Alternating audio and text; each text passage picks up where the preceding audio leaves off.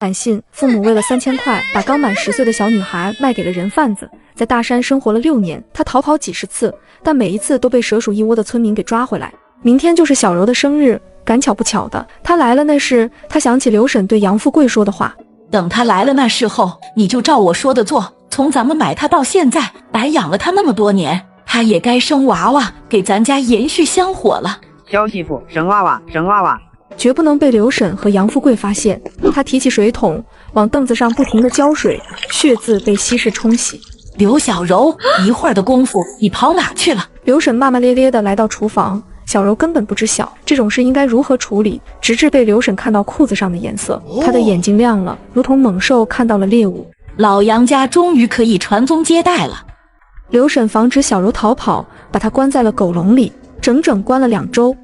你让我出去透透气，我被你关了那么久，我想洗个澡。别以为我不知道你这个死丫头在想什么，整个村子的人都没你精，没你坏。夜里，院子里挂满了红灯笼和喜字。刘婶算好了良辰吉日，明日就让小柔和杨富贵洞房花烛。你妈给你留了包子，在锅里，记得吃。小柔，妈说咱明个结婚。刘小柔并不讨厌杨富贵，他几次逃跑，他都只会埋怨自己是不是平日里苛待小柔了。杨富贵有点傻，但又没那么傻。那大白兔奶糖，村长给的。你让我在院子里冲个凉好不？我2周没洗澡了，身上都馊了。不行，妈会生气的。我就冲个凉，你在旁边守着不就好了？我看你洗澡啊。杨富贵把小柔放了出来，他得到短暂的自由，坐在院子里。今天的月亮格外圆，他看着满院子的红灯笼，他深知这是唯一逃跑的机会。刘婶已经睡着了，杨富贵在柴房烧水，想到一会要陪小柔洗澡，脸不自觉就害羞了起来。他拍了拍脸，来到院子喊小柔。空落落的院子，什么也没有。妈，小柔不见了，我要小柔。整个村子几乎是在瞬间亮起了灯。刘婶凭借一己之力喊醒了村子里所有活着的人和牲口，都一起帮着刘婶找小柔。平日里那些互相看不顺眼的邻居，一到谁家跑了，媳妇丢了牛，便出奇的团结一致。小柔拼了命的跑，前几次还没有跑到头，就被村里人半路拦截扛了回去。这次他决定赌一把，如果跑不出去，我就咬舌自尽，或是从山崖跳下去，死都不让刘婶得逞。鞋子不知道什么时候跑丢了，娇嫩的双脚已经磨破了皮，跑出了血。小柔仰头朝着头顶的月亮狂奔，她还记得村口疯婆娘和她说的话：好，找到通往自由的小河就出去了。她跑到脚上的伤口麻木，痛到没了知觉，听到前方河水流动的哗哗声。爹，大黄好像闻见味儿了，就在那边。弘毅，你看着他，我一人扛不动，我去叫刘婶他们过来。你放了我呗，我是被拐来的，我得回家。你老实点吧，我爹半年才打工回家一次，刚到家饭都没吃几口，就被喊出来抓人。这是你第几次逃跑了？前几次也是你怎么那么倔？弘毅和小柔一样大，有关弘毅的事，小柔就记得一件：弘毅的娘在弘毅出生没多久就逃跑了。听闻弘毅的娘也是被拐来这里的。小柔回头看向那象征自由的河流，脑海里不断浮现6年前父母和姐姐抛弃她时的场景，她犹疑绝望。难道我这辈子就要在这个小村子里一辈子吗？我听说你妈妈也是被拐来的，她跑去哪了？后来有回来找你吗？你少说话，跑了那么远的路，你也不嫌累得慌？弘毅看到刘小柔那双受伤的小脚，他还没见过哪个姑娘为了逃跑能这么拼命。当年娘从这里逃走的时候，是不是也这般拼命？为了逃离我和爹，连命都不要了。你想你娘了？你胡说，她早就死在我心里了。切，你就是想了，你娘跑了不要你了，你怨恨她，你娘还是值得原谅的，不像我爹妈，为了那几千块，亲手把我卖到人贩子的手里。你看，我不比你惨多了。一会儿你爹就会把刘婶叫来，紧接着我就要回去和杨富贵洞房了。10个月以后的我就变成了你娘，不过你娘好运，起码逃跑了，而我要永远囚禁在这里，最后变成村里的疯婆娘。富贵哥挺好的，富贵哥肯定能对你好。我困了，睡了，一会儿你们抬我回去的时候动作轻点，别吵到我。小柔已经在脑海里想好，被带回去以后她要怎么寻短见，她总要死得体面点才行。你真的放我走？赶紧走，小心我反悔。我妈叫李娟，你要是去了城里，帮我告诉她，我想她。你帮我告诉富贵，他是个好人。小柔不停地跑，她的双脚已经无力支撑她弱小的身体。她看到前面的国道还有零星几辆私家车，她摇摇晃晃地朝着路中央跑去。她试图阻拦一辆可以拯救她悲惨人生的车子。救救我！刘小柔被带上了车，她已经神志模糊。她隐隐看到车子上一个男生，他穿着一身深蓝色学生制服，胸口左侧别着一枚名签，上面刻着向博凯3个字。带他去最近的派出所。刘小柔睡醒，看着身旁的男生，让她产生从未拥有的安全感。距离最近的派出所半个小时就能到。我叫刘小柔，今年16岁，谢谢你们送我去警察局。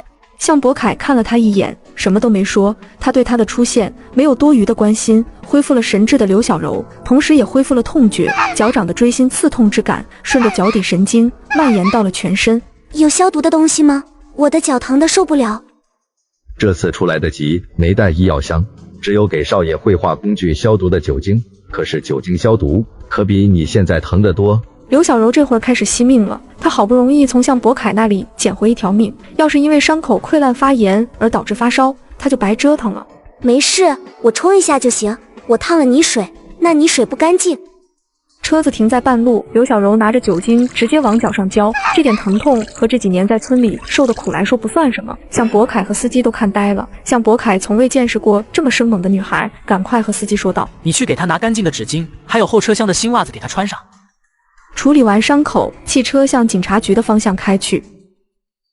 来到警察局，刘小柔等人坐在休息区。小姑娘，你为什么会跑上高速路？身上的伤口又是怎么一回事？你知道自己的家在哪吗？你爸爸妈妈呢？他们的电话是多少？刘小柔从走进派出所的那一刻起，就如同被下毒的哑巴，什么都不说。向博凯做完笔录，回头去找刘小柔，他实在想不出为什么这么可爱的女孩子会那么狼狈地出现在马路中间。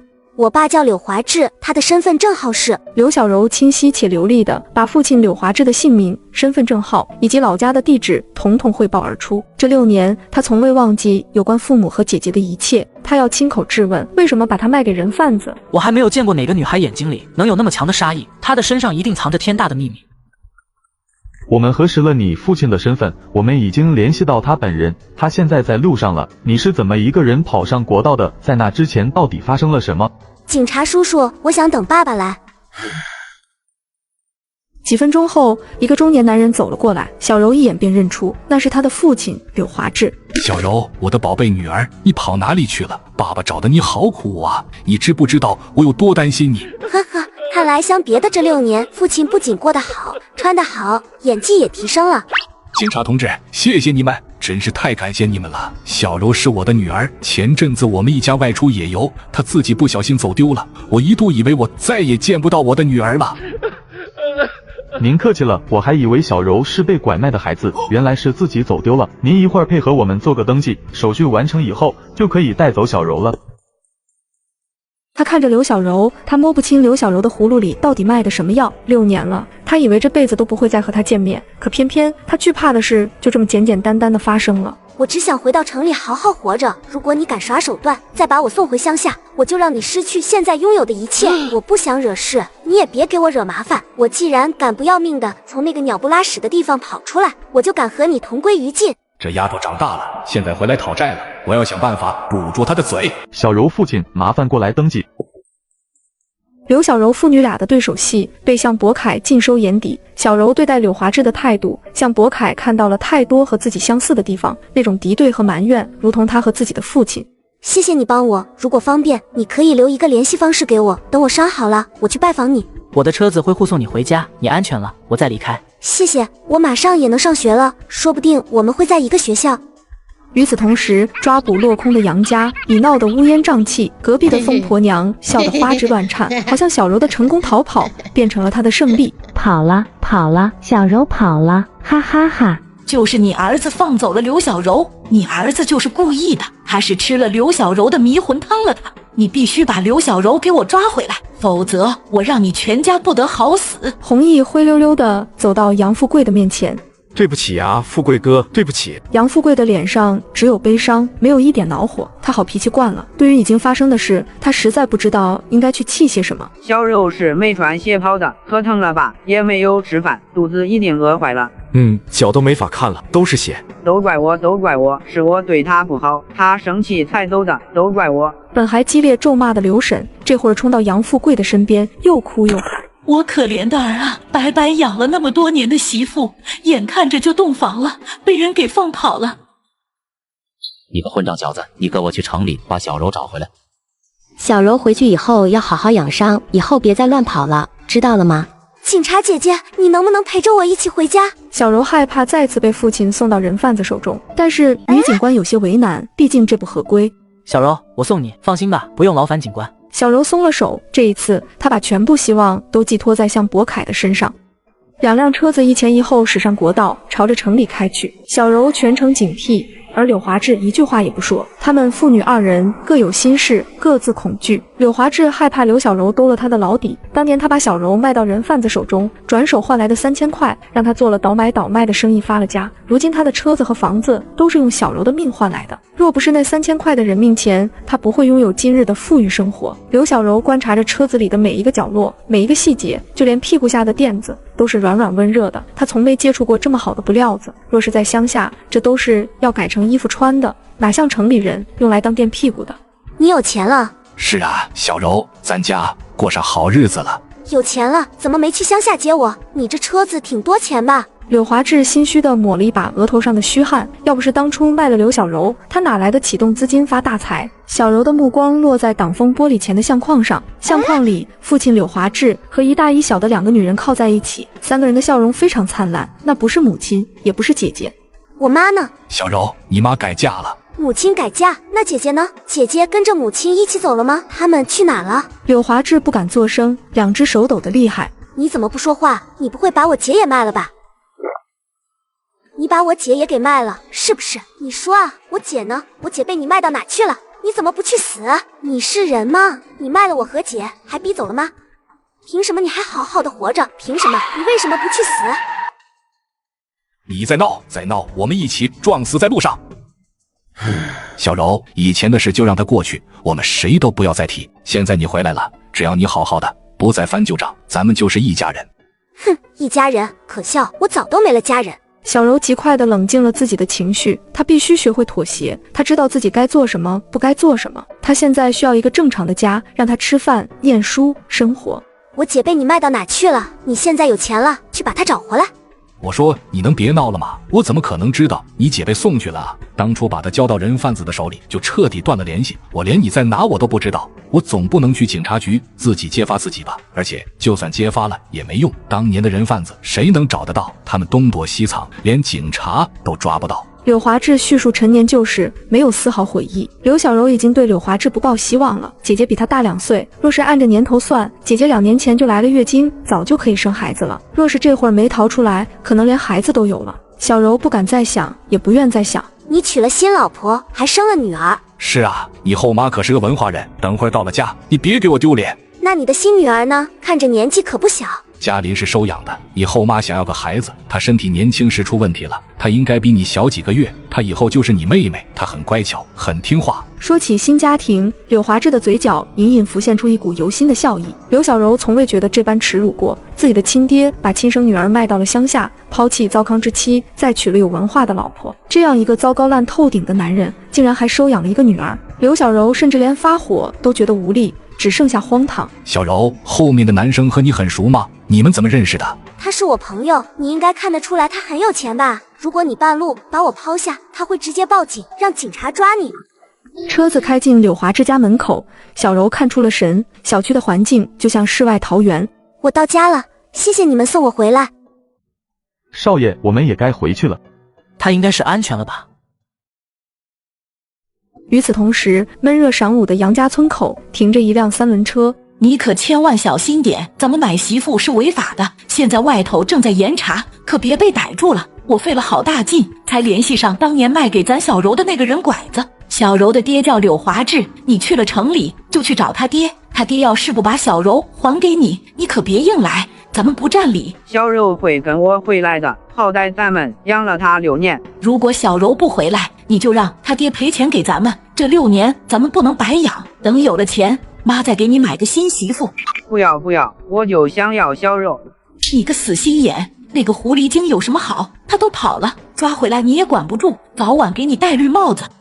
小柔跟着柳华志来到家里，客厅站着后妈李娟，还有养女妹妹柳嘉琳。小柔盯着李娟仔细打量，李娟的面相并没有激起小柔的攻击欲望，但旁边的柳嘉琳就没那么好对付了。想什么呢？进屋问好啊！你妈把你衣服都准备好了。你别碰我，我妈不在这，别乱讲话。哼，外表长得温柔都是迷惑人的，村里都说刘婶是热心肠，还不是做着买卖人口的勾当。天知道这孩子是怎么从乡下跑出来的，经历了那种事，性格尖锐也是正常。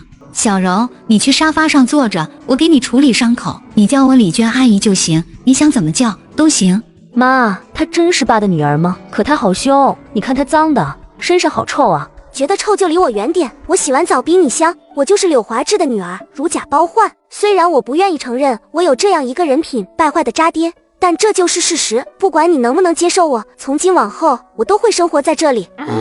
爸爸妈妈，我不要和她一起生活，我没有这样的姐姐。刘小柔不管柳嘉琳的哭闹，看到前面晾衣架上面挂着的衣服，其中一套制服让她很眼熟。刘小柔看着这套和像博凯身上一模一样的校服，一样的材质和纹路，应是出自同一个学校。小柔，你想念书是吗？这衣服真好看。我听了一些有关你的事，这些年你在外面吃了很多苦，如今你回来了，你放心，我会像照顾亲女儿一样照顾你。你们不会把我送走，对吗？还能让我念书上学？孩子，这里本来就是你的家。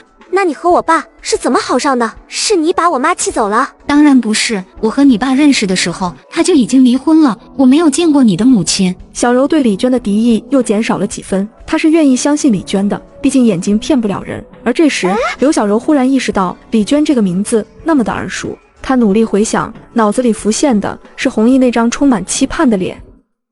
不可能，不可能，天下哪有那么巧的事情，还都让我碰到了。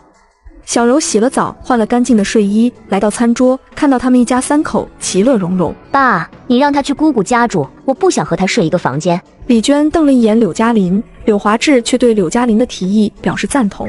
送去姑姑家也行，正好姑姑家附近有个公立学校，小柔不是想念书吗？就让她去那个学校，经济实惠。我哪也不去，就在这个房子里生活。我要去那个私立学校。那是我的学校，你凭什么去？凭我是柳华志的亲生女儿，凭她欠我和我姐一条命。我妈现在在哪？你把地址给我。你不知道我姐的下落，我去问我妈。你老惦记你姐做什么呀？你就把她忘了行不行？说不定她在乡下生儿育女，生活的好好的呢。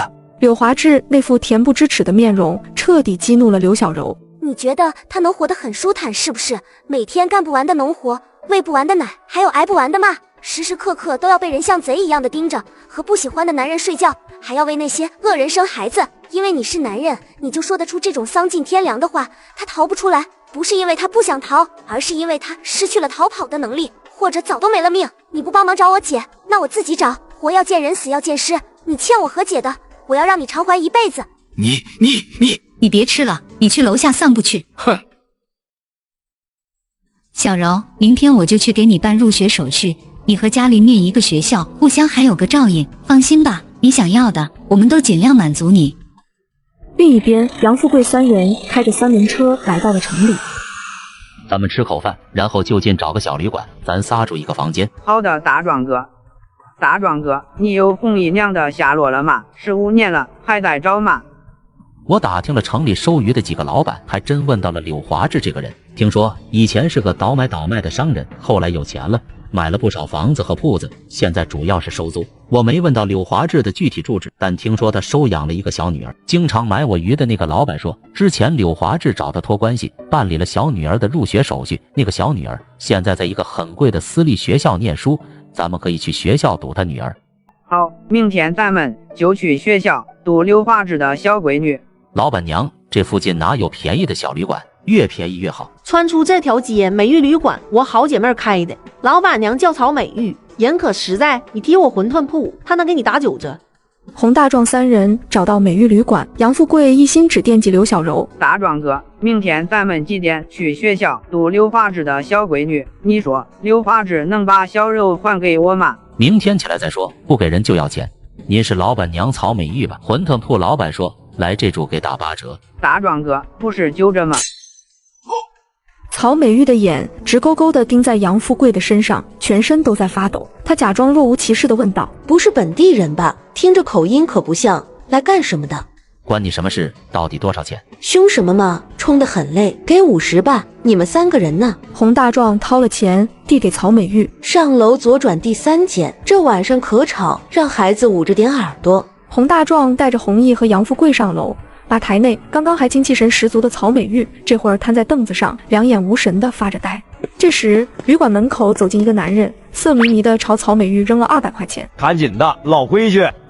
隔天一早，洪大壮带着杨富贵和弘毅离开了小旅馆。他们前脚刚走，在吧台里守了一整夜的曹美玉无意识地吞咽喉咙，拿起手机给他恨得牙痒的人打去电话。电话持续好久才接通，那头传来嫌恶而紧张的声音：“你突然给我打电话做什么？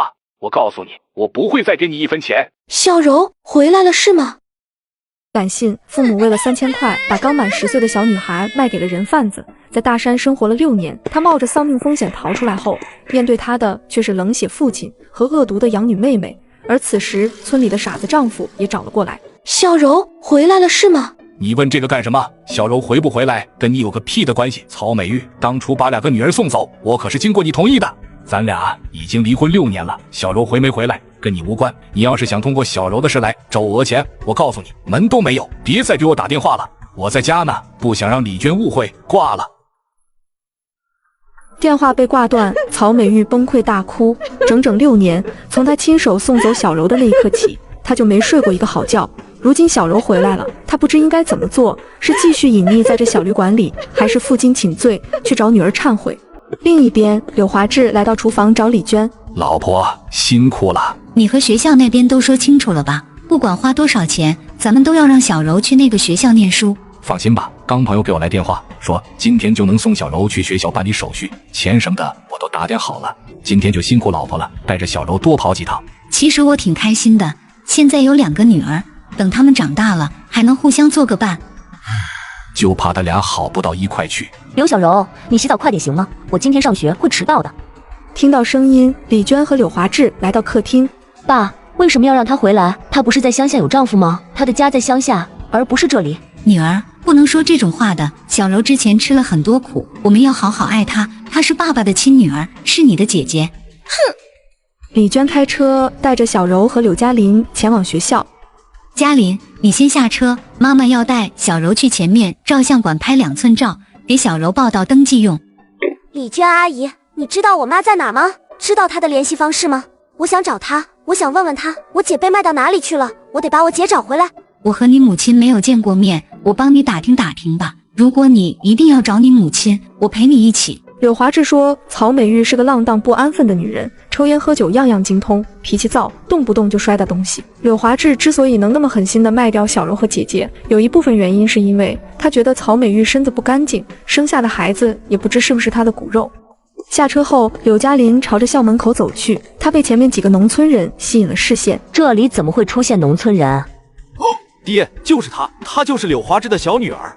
柳嘉林看着3个农村人朝他走来，惊恐不已，刚要放声尖叫，杨富贵急切开口：“你爸是刘华志对吧？你知道刘小柔吗？”前一秒还急着喊救命的柳嘉林，在听到弘毅说出刘小柔3个字以后，立马断了想要求救的心思。他再次把目光落在这3个农村人的身上，看着杨富贵傻傻憨憨的大块头，回想着昨晚饭桌上刘小柔讲她的乡下的故事。我原本以为刘小柔在夸大其词，这个世上怎么可能还有这么残忍落后的遭遇？没想到是真的。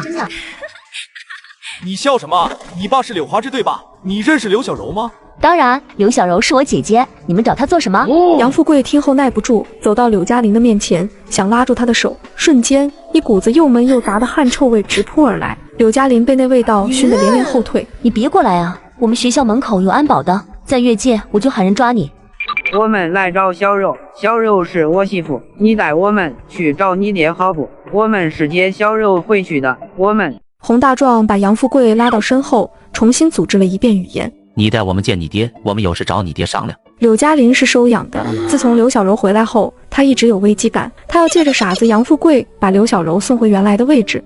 你们不是要找刘小柔吗？她拍照去了，一会儿就回来。她今天要在学校办理入学手续，你们不用找我爸，就在这等着就行。你骗我们怎么办？我骗你们做什么？我就在这读书，还能跑了不成？你们都堵到我学校门口来了，我能跑得掉？等着吧，刘小柔马上就会出现。大壮兄弟，我们就这么让那个女孩走了吗？她说的话能信吗？不然呢？还要劫持那个姑娘。我们来城里找人，本来就不占理，能帮你从柳华志那里要到钱就不错了。小柔你就别惦记了，万一惹恼他们报了警，咱们仨谁也跑不掉。我就要小柔，我就要小柔，她是我媳妇。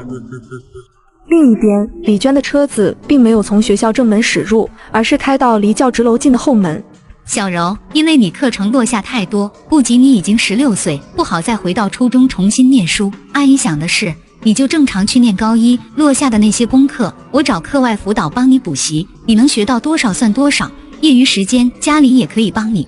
没问题，只要能让我念书，怎么都行。好，那你去学校到处逛逛，熟悉熟悉环境。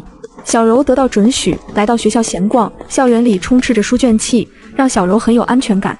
她在校园里悠闲地走着，没有人注意到外面3人，直到杨富贵看到小柔，他拼命地喊。沉浸在幸福中的小柔没有听到杨富贵的声音，直至杨富贵闯入学校，拉住小柔的手。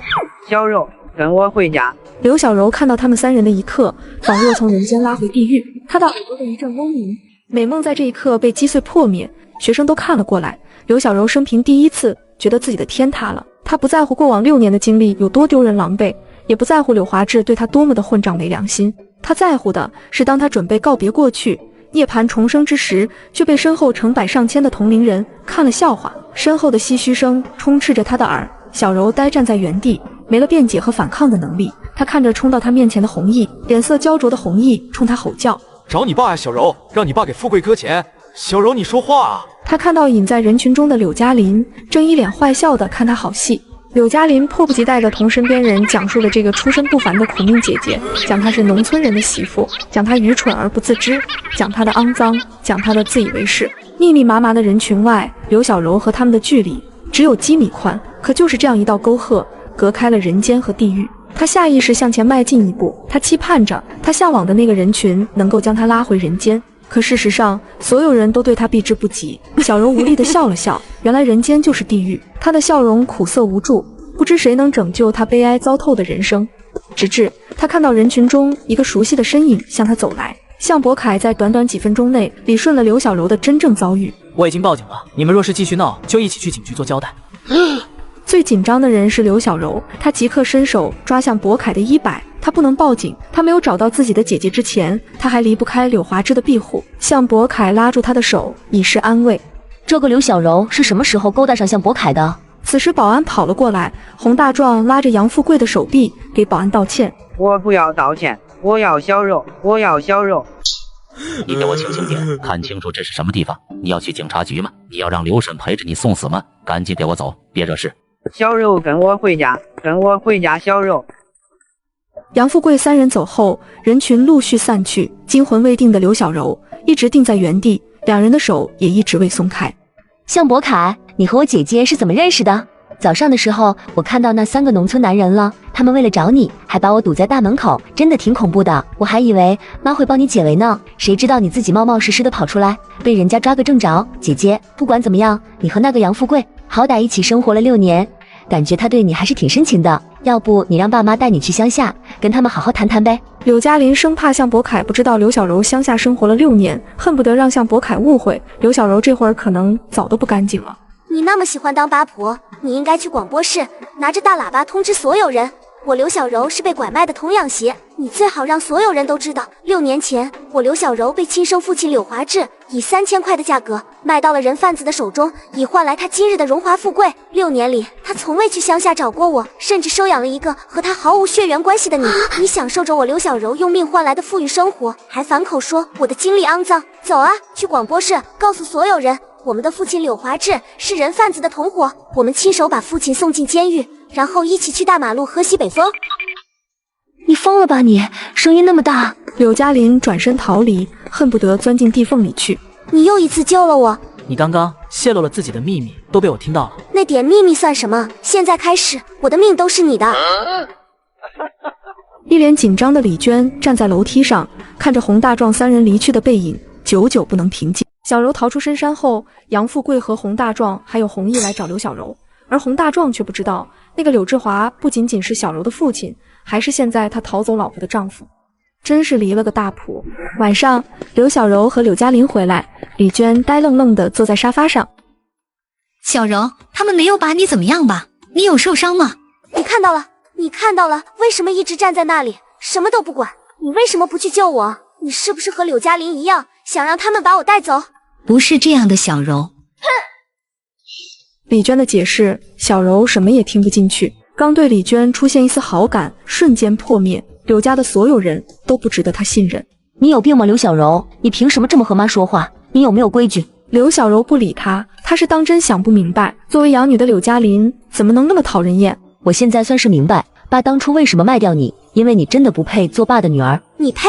你是不是忘了你是收养来的？你能谦虚点吗？你放心吧，如果现在让爸妈在你和我之间做一个谁去谁留的选择，爸妈一定会选择我，因为爸对你和你姐姐根本就没有感情。准确的讲，我是母亲收养的孩子，母亲养了我6年，对我的情感依赖早已形成了习惯。父亲根本就不爱你，但却痴迷的爱着我的母亲，爱屋及乌的道理你应该明白吧？在这个家里，你是最多余的那一个。你就不怕哪天李娟自己能生了，生个弟弟或是妹妹，我看你到时候怎么办？母亲的身体是不能再生育的，就算生了，我也会把那个孩子掐死。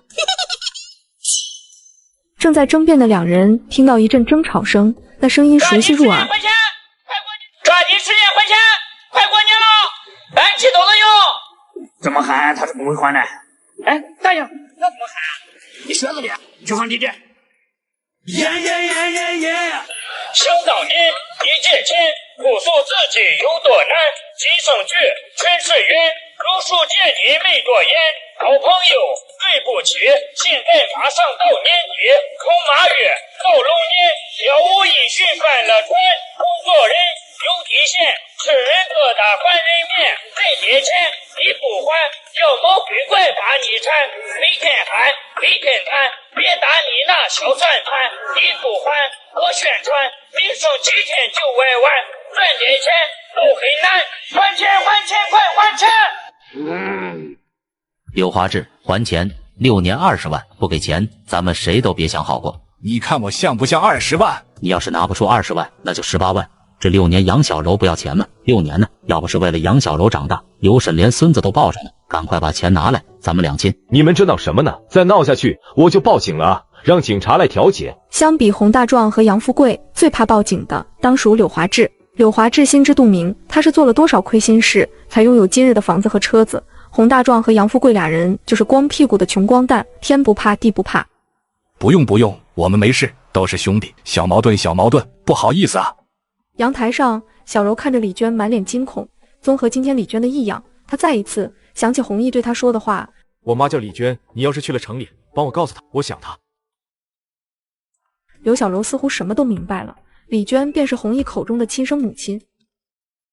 别怕，谁都带不走我，更带不走你。小柔，你就在家看家，如果真发生了什么不可控的事，你就在楼上报警。你看你回来惹了多大的麻烦，你刚刚听到了吧？他们管爸要20万，疯了吧？你值20万？姐妹俩来到小区门口，找到柳华志。18万一分不能少。我知道你现在当老板有钱了，光是房子和商铺你就有好几套，你绝对拿得出这18万。小柔是你女儿，你女儿跑了，你这个当爹的就得负责任。小柔你来了，我没想要钱的，小柔你跟我回家吧，求你了。真痴情啊，瞧他那副傻样子，也不像是会虐待你的坏人。我说刘小柔，你把人家形容的也太不堪了吧。如果有机会，我真想把柳嘉林送去刘婶家里感受一下什么是人间地狱。给他们钱，你要是不想把事情闹大，就把钱给他们。我哪来的18万？我还有一套房子还着贷款呢，我哪来那么多现金？再说他们这分明就是敲诈，你们自己没看好人，让人跑了，反倒来赖我了呀。我当初卖东西是一竿子买卖，我可没承诺我负责售后啊，人跑回来了，你们气冲冲的来找我要人，那我是不是应该对你们2次收费呀？听到柳华志把自己形容成不负责售后的商品，刘小柔的心碎了。柳嘉林在一旁忍不住的笑出了声。柳华志越不把刘小柔当人看，他就越高兴。报警吧，一起去警察局，卖人的、买人的都交给警察处理，谁都别想脱身。你脑子被门紧了吧？说什么胡话呢？我进了监狱你就去喝西北风，你拿什么生活？你连书都念不起。刘小柔干脆的态度让洪大壮看不到希望，若是拿不到钱，他就没办法回去和刘婶交差。不给钱，我们就把人带走。萧媳妇，萧媳妇，那就赶紧带他走，我们没有钱。刘小柔被他们拉着，甚至连挣扎都没有，他就想看看人心能残忍到什么地步。直至单元门口的一声嘶喊，打破了当下的绝望。放开我的女儿！我的女儿，我就杀了谁！刘小柔忘却身上的疼痛，她看着那个懦弱又勇敢的李娟，称她为女儿。原本她已将做好和这些恶人同归于尽的准备，可那个毫无血缘关系的李娟将她从轻生的念头里拉扯出来。她想，就算是为了那声女儿，也该好好活着才是。回家，我们快回家！小柔心脏砰砰跳，她拼命地想带李娟逃离这里。洪大壮看着这个女人，他越看面前的这张脸越眼熟。李娟，是你吗？不许过来，再过来一步就砍死你！不信就试试。呆住的柳华志看到老婆被欺负，急匆匆跑到李娟旁边。老婆，你没事吧？你和她认识吗？你就是李娟，你是我老婆，你扔下我和孩子16年，整整16年，你在城里再婚生了娃，你不要你的儿子，你怎么狠得下心？刘小柔想不明白，明明买老婆的是他们，逼迫女人生孩子的也是他们，他们从头到尾都在做着错事，到头来却要责怪身心遭受重创的女人们。她不是李娟，不是你孩子的妈，你们这些拐卖人口的罪犯，你们就该去死！刚刚还不明所以的柳华志，这会儿什么都明白了。涉及刘小柔的事，他一副吊郎当不负责任的嘴脸，可涉及到李娟，他忽然就眼里容不下沙子了。娟是我媳妇，你他妈的竟然敢买我媳妇！原来你就是让她不能生育的那个王八蛋！今天我就揍死你，老子把你打的你爹妈都不认得你！这场闹剧最后还是闹到了警察的面前。医院的病房里，3人躺在病床上，警察在病房里询问李娟。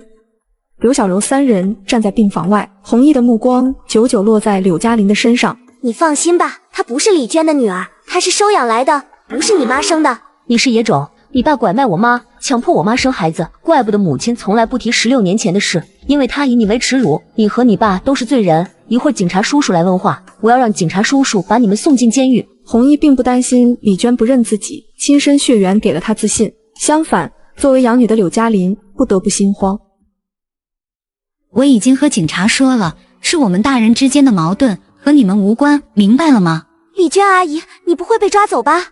没事的，大人们都已经说好了，今天的事情私了，警察也同意我们私了的。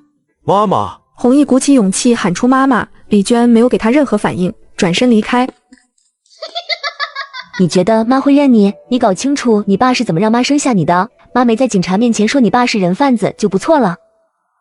你别瞎想，今天的事闹得的确有点大，毕竟警察在这，要是让警察知道你和李娟阿姨的关系，肯定会被怀疑。我明白，我理解我妈是被迫生下的我。另一边，刘婶担心傻儿子搞不定刘小柔，也来到了城里。可怜的儿子，都怪他们该死的柳家，抢走了你的老婆，还把你生成这样，谁给我们这对可怜的母子做主啊？妈，别担心，我没事。刘婶怒气冲冲地来到刘华志床前。买了女儿又变卦是吧？刘小柔在我家吃住6年，这笔账谁来算？你不交女儿可以，你得给我钱。我和华志已经商量过了，同意给钱，只要价钱合理，我们夫妻俩都接受。30万，我儿子富贵，被耽误了6年青春，最是生孩子的年纪，活活被你们刘小柔给耽误了。30万，你儿子管我要18万我都觉得扯，你和我要30万，就你儿子那个缺心眼的模样，说他250都是抬举他，30万他也配。李娟伸手让柳华志闭嘴，刘婶的目光落在李娟身上，越看越觉得眼熟。你就是大壮媳妇当年跑出去的那个贱骨头。好啊，还真是一臭臭一窝呀。你跑了，刘小柔也跑了，你们不是有计划还是什么？赔钱，我儿子的那一份，还有洪大壮的那一份，一起赔。你媳妇你女儿还跑成了一家去了，30万我都要少了，40万，一分不能少。你要40万，那是抢劫。今天他们3个大男人见了警官，没有一个是不害怕的。你应该清楚自己犯的是什么罪，你要较真，就只能依法处置。少拿法律唬我，我又不是人贩子。你家刘小柔是你丈夫亲手卖到人贩子手里的，和我有什么关系？不管你是不是人拐子，你都参与了买卖，到时候这一屋子的人都要进去。你和柳华志的恩怨，我们可以协商，但小柔你绝对带不走。你考虑好事情的利弊，而不是靠大呼小叫来讹钱。妈，人家是文化人，人家说的肯定有道理，你就别把事儿往大了闹了。刘婶看着李娟身后的柳嘉林，动了贼念头。30万我一分不少，你不让我带走刘小柔，那我就带走她。谁给我生大孙子都一样。妈妈救我！我给钱，我现在就给钱，你别碰我女儿。哼，早答应不就行了？10万块，再多的钱我们拿不出来，你们接受就接受，不接受就派出所见。刘婶一辈子也没见过10万现金，刘婶本以为这次的事儿要闹个1年半载，谁知道碰上个怕麻烦不差钱的主。成，那你啥时候给钱？银行下班了，明天去取，事情早些解决，早些安生。李娟说到做到，第2天就拿自己小金库把钱给了刘婶。哎呦，我这辈子没见过这么多钞票，这钞票可太稀罕人了。我们富贵不愁娶不到媳妇了。妈，我说了，我只想要小肉，我不要钱。别说话，难怪别人说你傻。回家。小肉，我会努力的，等我赚了钱，我来找你。快点跟上。送走刘婶和杨富贵，刘小柔长达6年的囚禁生活终于彻底结束。耶！李娟带着刘小柔回家。刘小柔，你欠我们的10万，以后就嫁个有钱男人来还债，靠你自己是够呛了。我欠的是李娟阿姨的钱，干你屁事！你要是不想掏钱，你去警察局自首啊！你抠抠搜搜不拿钱，还要李娟阿姨掏自己的私房钱，你好不好意思的？李娟阿姨是在为你当年的恶行擦屁股，10万块免去你的牢狱之灾，偷着乐吧你！刘小柔说完，朝卧室走去。刘小柔，你个……我柳华志这么好的上人基因，生出你这么个操蛋玩意，明天我就去做亲子鉴定，你铁定不是我亲闺女，你是曹美玉和野男人生的野种，我卖你，我卖的一点不后悔。柳华志，你当着孩子面说什么呢？这种话能对孩子说吗？哎呀，媳妇，我这不是来气吗？10万块都够咱俩玩遍全中国了。老婆，如果那个洪大壮再来骚扰你，我就弄死他。要不是因为他，我们早都有自己的孩子了。隔天一早，李娟开车带着2人上学。爸，那是妈的车。同意。我看着附近摆摊的特别多，问了一圈下来，赚的不比我在外面捕鱼少。要不以后我不去捕鱼了，咱爷俩在城里摆摊得了。我同意爹，这样我还能天天看见妈。小柔，我已经问到你母亲现在的居住地址了，晚上等你放学，我带你去看看。真的吗？她现在在做什么？她结婚了吗？有孩子了吗？她肯定知道姐姐的下落，对吧？李娟看到刘小柔过于兴奋的脸色，不知怎么回答。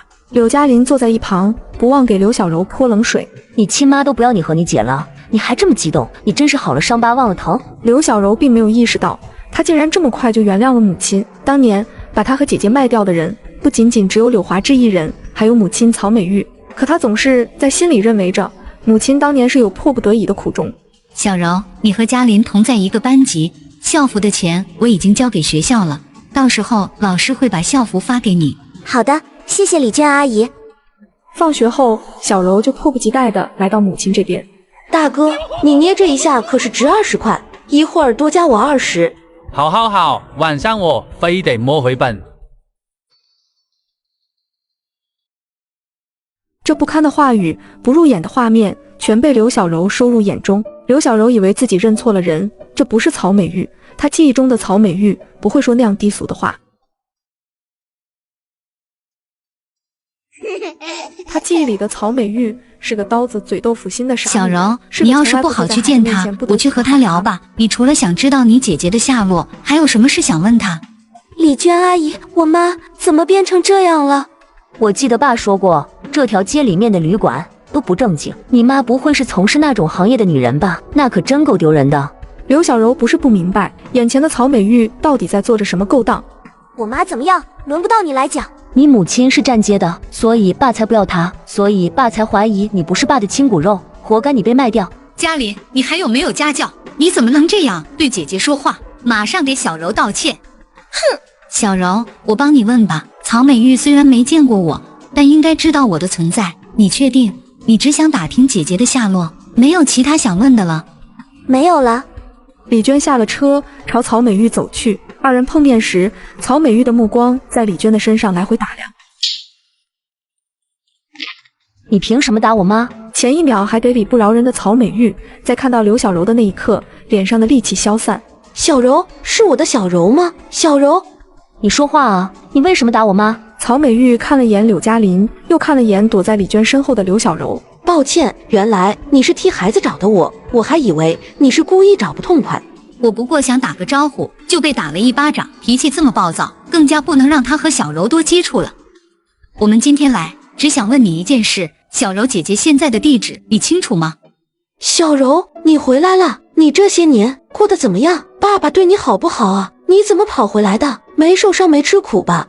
刘小柔紧紧抓着李娟的手，她不敢和曹美玉相认，她觉得此时此刻正在说话的曹美玉已经不是她的母亲了。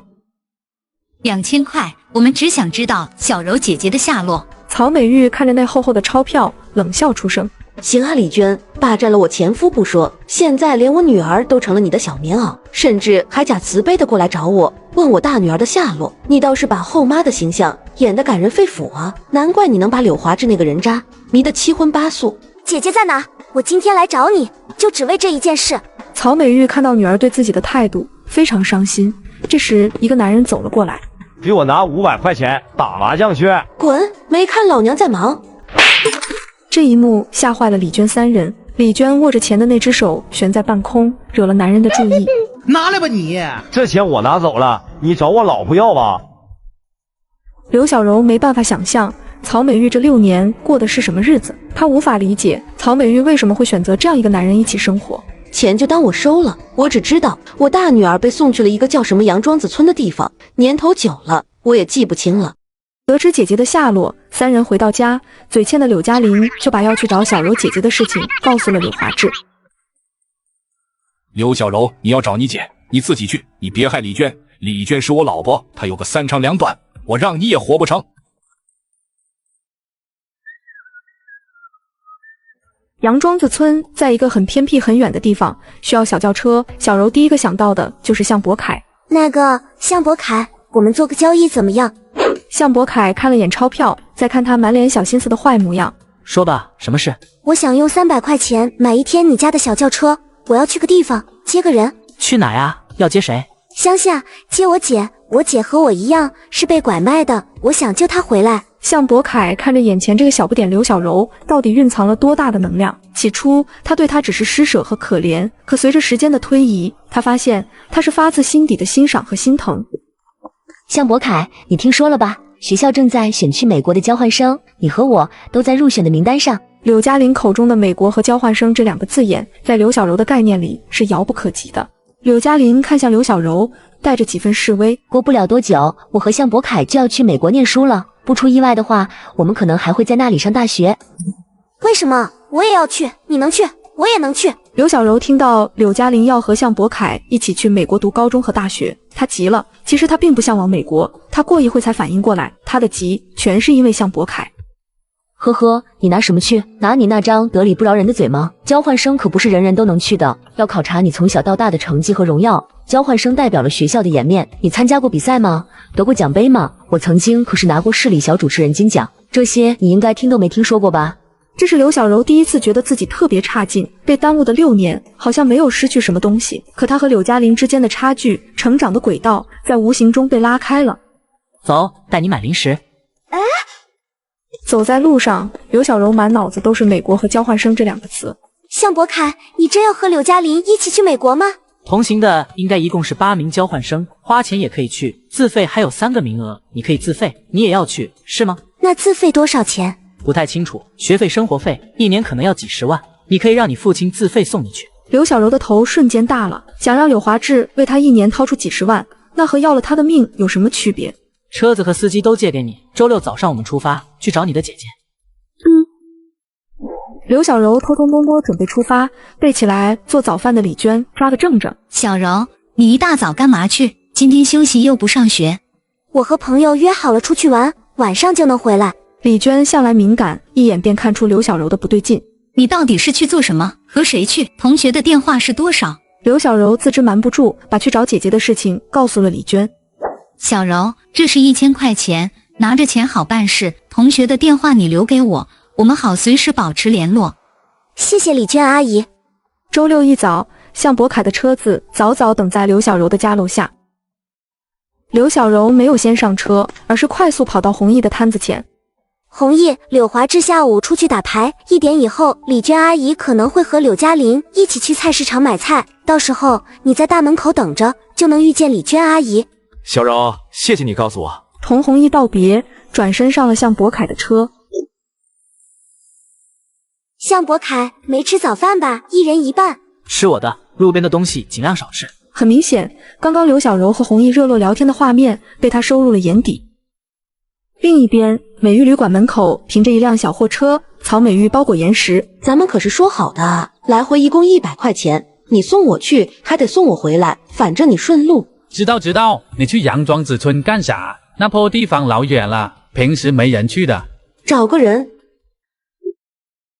从城里开往乡下，2辆车一前一后的开着。刘小柔并不知道后面车里坐的是谁。刘小柔和向博凯的车子先抵达了村口，小货车随后停在了向博凯的车子后头。小柔，是你吗？原来随行一路的车子里坐的是你啊！早知道我就坐你的车子了。你是来找姐姐的？你知道姐姐在哪户人家吗？小柔，妈找人调查了，这户人家姓秦，我花钱找人查的，我真没忘记你和你姐。向博凯拿过纸条，根据上面的信息来到了一户家门口。曹美玉壮着胆伸手去推小院的木门，门开后，开门的声响惹得屋子里传来了女人的呼喊：谁呀？女人身后跟着一个看上去2岁大的男孩，怀里抱着还没断奶的婴儿。刘小柔认出那是姐姐柳晴，她透过凌乱的发丝看到了柳晴的双眼，那双眼明亮清澈，她认得出。过了几分钟后，柳晴才认出眼前的女孩是自己的妹妹。姐，我来接你回家。枪认了，出事了，快来认啊！老亲家有人抢媳妇抢孩子。不是了，快来认啊！老亲家有人抢媳妇抢孩子。不过眨眼的功夫，刘小柔一行人被村民围了起来。柳晴是我们村子里的女人，她在这里有家有娃，你们凭啥带走？别和我们说啥拐卖叔叔那一套，叔叔来了也没用。柳晴是秦奶奶家里的人，我们给钱，只是今天钱没带够，只要你们肯放人，多少钱你们定，我1分不差的给你们。一时间，村民们哄堂大笑，好像他说了什么天大的笑话。我们不要钱，你们城里人那一套，在我们这里没用，你们赶紧走，再不走，我们可就动手了。你们说的那个秦奶奶呢？她不就是想要传宗接代吗？那我们把孩子留下，只带走姐姐，行吗？然后我再给你们补偿，给你们钱。院子里变得安静。刘小柔说的没错，秦奶奶买柳晴的目的，无非就是为了传宗接代。事态陷入僵局，一个老人朝这边走来。秦奶奶，有人来你家抢柳晴，你说吧，要我们怎么处置他们？我们是来接柳晴的，孩子留给你，也可以给你适当的经济补偿，只要你放人。你开什么玩笑？秦奶奶一个人怎么带大2个孩子？小女儿还没有断奶呢，谁来喂？孩子怎么能没有娘？你说什么鬼话？可是柳晴也是孩子，孩子怎么能离开妈妈？我是柳晴的妈妈，你让我带她走，行吗？既然这么心疼柳晴，当初又怎么舍得把她送到这里？秦奶奶的询问让曹美玉哑口无言。你是她的妹妹？对，我和姐姐一样，也是被拐卖的，但是我逃出来了。你们可以不怕警察，不怕法律，同样的，我也不怕你们。柳晴我是一定要带走的，你今天不放人，我就明天来抢人；你明天不放人，我就后天来抢人。秦奶奶慢悠悠地走到藤椅前。柳晴，过来。你让我带走孩子吧，求你了，你放我和孩子走。有志病逝的那天，他在我耳边说，让我别责怪你。他说你啊，不过是个没长大的孩子，他让我顺着你。你看，他临走的时候想的都是你。我知道有志哥对我好，我知道。我同意你走，但你把该留下的留下，不属于秦家的你带走。小峰才2岁，他不能留下，你没办法照顾小峰的，我要带着小峰走。小峰和小宝我都要带走。小峰是有志的娃，要留下；小宝是你和别人生的，你带走。秦奶奶平静地说出这些话，村民们议论纷纷。而刘小柔反复琢磨了2遍，才弄懂柳晴的2个娃娃不是同一个爹。2岁的儿子小峰是丈夫有志的娃，女儿小宝是柳晴和其他男人生的。刘小柔看着跪地的姐姐，柳晴在这村子里的6年，经历的事远比她想象的要多。走吧，带着你的女儿走，别再回来。走出这个家门以后，小峰和你就没有任何关系了。听闻此话，曹美玉即刻来到柳晴身边。走，赶紧走。孩子是我的，2个孩子我都带走，凭什么？凭什么你说什么就是什么？那就谁都别想走。刘小柔眼看着事态变糟糕，连忙过去劝说姐姐。她不明白秦奶奶已经开口放人了，村民们也不再阻挠，可偏偏柳晴抱着孩子赖在原地不肯走。你还不现身是吗？我和女儿就要走了，我们离开这里，你就永远都见不到我们了。当初你口口声声说爱我，说会守护我一辈子，可现在呢？你全都不认了，是吗？最终，柳晴还是没有等到孩子父亲出现。回去的路上，几人坐在一辆车里，车子刚开出没多久就出了问题，车停在路边修。小柔和向博凯去了河边。当初我在乡下的时候，拼了命的想逃走，可姐姐却不是，她为了一个不值得的男人，拼了命的想留下。这就是爱情吧？回到城里以后，一切都会好的吧？我和姐姐都会好起来。刘小柔，你会去美国留学的，对吧？还要回去和父亲商量。你会在美国交女朋友吗？那你会去美国吗？你喜欢我呀，毕竟我迷人又可爱。你想的倒是很美。曹美玉护送姐妹俩回到柳华志家，李娟一直坐在沙发上等刘小柔回家。当李娟看到站在刘小柔身后的柳晴时，她一时傻了眼。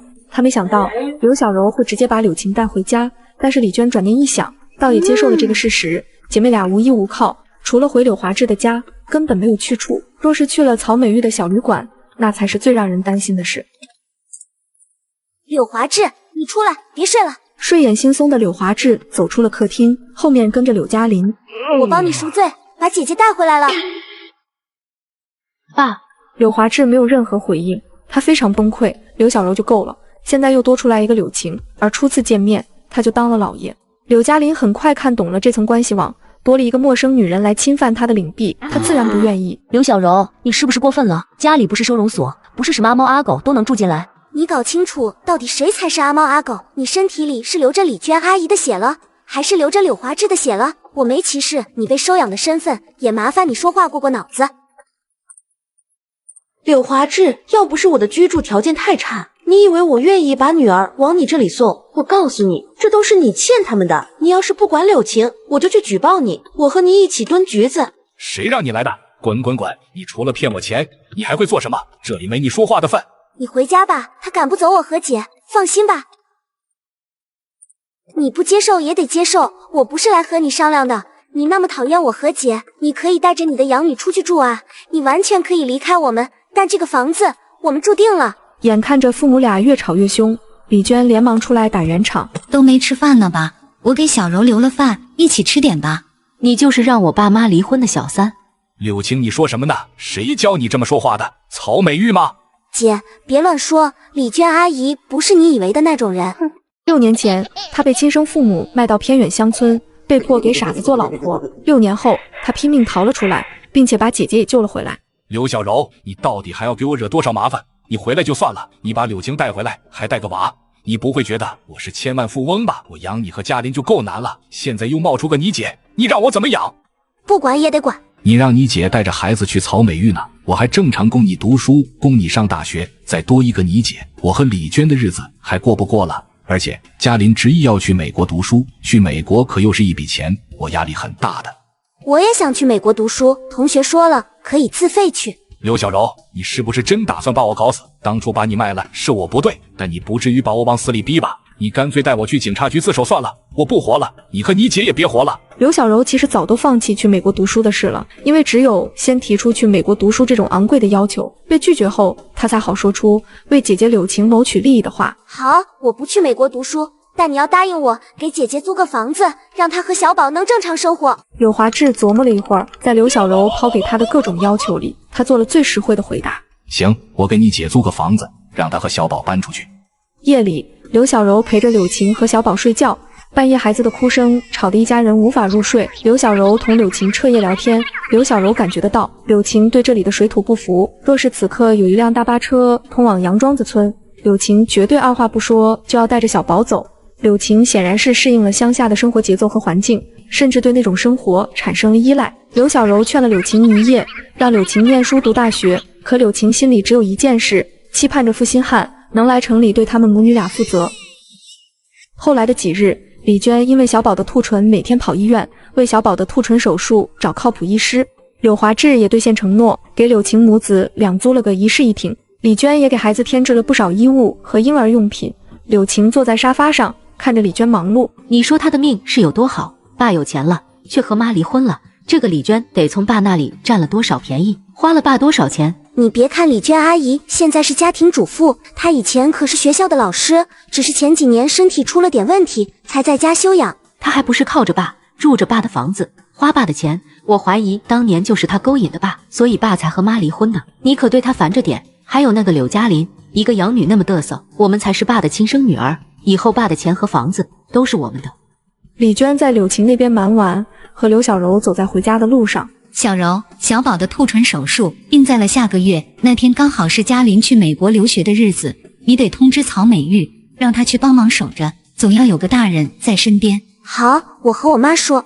小柔，不能送你去美国留学，你不会责怪我们吧？不会啊，而且就算责怪，也是我那个不着调的爹。李娟阿姨，你对我已经够好了。刘小柔先上楼，刚准备进屋，屋里传来柳华志的交谈声。是，孙总，我也不想总打电话打扰您的，我这不是和您汇报一下嘉琳这边的近况吗？孙总，您是不知道啊，我为了能让嘉琳去美国留学，我费了多大的劲，这不就是为了让孩子有个好发展吗？我连我自己的亲闺女都没让去留学，我砸锅卖铁也要让嘉琳去留学的。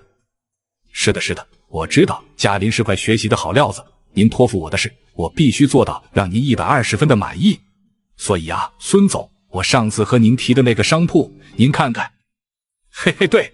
刘小柔听清楚柳华志的谈话内容，她捕捉着柳华志说出口的几个关键词：孙总、汇报、商铺、柳嘉琳。她细细琢磨这几个词之间的关联，越想越觉得不对劲。这时，房门突然打开。你个小兔崽子，还学会偷听了呀？你什么时候进来的？我偷听怎么了？声音那么大，我还以为家里进小偷了呢。孙总是谁？你为什么要和孙总汇报柳嘉琳的近况？你刚刚电话里说的商铺又是怎么回事？我告诉你啊，你今天偷听的那些内容绝对不能和李娟讲。你不说清楚，我就告诉李娟阿姨。李娟阿姨就在楼下，马上就上来了。刘小柔，你别逼我呀！那商铺又是什么？你又要买铺子了？你不会要把柳嘉琳卖了换商铺吧？你胡说八道什么呢？你怎么跟你那个亲妈一样，那么能胡思乱想？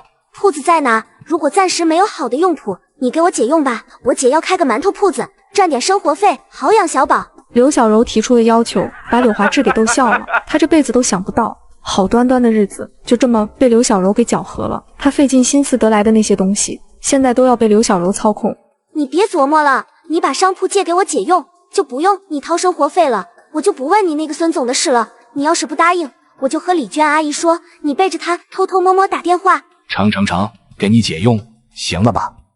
当嘉琳去美国，你也搬出去吧，我也要和李娟过2人世界。其实我挺感谢你的，感谢你没有报警抓我，但是我每天在家里看见你，就会想起6年前把你送走时的经过，总有个声音在一遍遍提醒我做了坏事，我对你有愧。刘小柔一点不意外，这是从柳华志嘴里说出来的话，可亲耳听到还是会失落。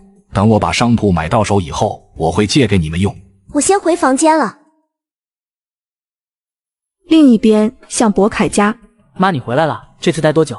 是啊，刚下飞机，妈今晚要坐飞机去外地，去见一个非常厉害的老板。妈得到一些消息，说是我们这座城市的周边地区会有一个未来10年的开发计划，妈去探探底，争取把这个项目拿下。今晚就走吗？什么时候回来？一起吃饭的时间都没有吗？这次要半个月以后才能回来了，到时候妈忙完了，直接去美国看你。你可要好好学习，给妈争气，知道不？妈这么努力的谈合作赚钱，还不是为了让你在他们向氏家族更有底气。妈，我有个同学，她叫刘小柔，她是我的同桌，她很聪明，她绝对有去美国留学的实力，可她没钱，所以无法拿到自费的资格。妈，我想让她跟我一起去留学，可以吗？可以就当是我们博凯发善心，资助贫困学生了。这件事我和学校去谈。儿子，这个小姑娘长什么样子？你是不是喜欢人家呀？行了行了，妈不开玩笑，你记得帮我收拾行李。隔天在学校，刘小柔早早去了班级，留学的同学统一培训，无需继续在班级里上课。整整3天，刘小柔甚至连向博凯的人影都没见到。她试图从柳嘉林的嘴里得知一些有关向博凯的消息，而柳嘉林明知刘小柔最想听到什么，却偏偏不说什么。这天放学，刘小柔一个人去了柳晴的住处。柳嘉林和向博凯的封闭培训结束后，向博凯一路朝着班级跑去。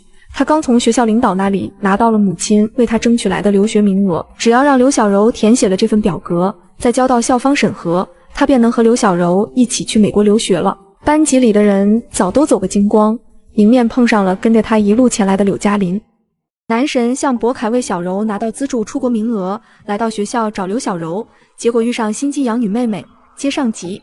你帮我把小柔叫下来，麻烦你了。小柔不在家，不知道要多晚才能回来，你有什么事可以和我说，我帮你转达。面对柳嘉林的说辞，向博凯还是保留了几分谨慎。那小柔何时能回来？大概要10点以后了。他现在每天放学他都往柳晴那里跑，这件事你应该清楚吧？是你帮着小柔找回的柳晴。谢谢你，向博凯，你帮了小柔很多忙。如果不是你，小柔和柳晴是回不到我和爸妈身边的。小柔命苦，柳晴命更苦，有时候我都替她们姐妹俩感觉到老天爷的不公平。特别是这次的留学仪式，要不是家里经济条件受限，我们全家一定会全力支持小柔姐姐去美国留学的。我不知道应该怎么帮助小柔姐姐，等我去美国勤工俭学赚了钱，我会想办法把小柔姐也接过去。柳嘉林的诚恳表态让向博凯放松了警惕，他刚刚还想着小柔和柳嘉林的关系一直很紧张，但眼下看来，她们姐妹俩的关系应该已经缓和了。留学的钱不用为难，我帮小柔申请到了一个特殊名额，是校方资助的。麻烦你帮我把这个交给小柔，让她尽快填写完，交给班主任就好。提交时间只剩下3天了，她可能没办法和我们一起出发去美国，但学校那边已经说好会尽快协助处理小柔的钱。当柳嘉林听到这充满特殊待遇的交代，他心里的醋意和怒火灼烧着他整个身躯。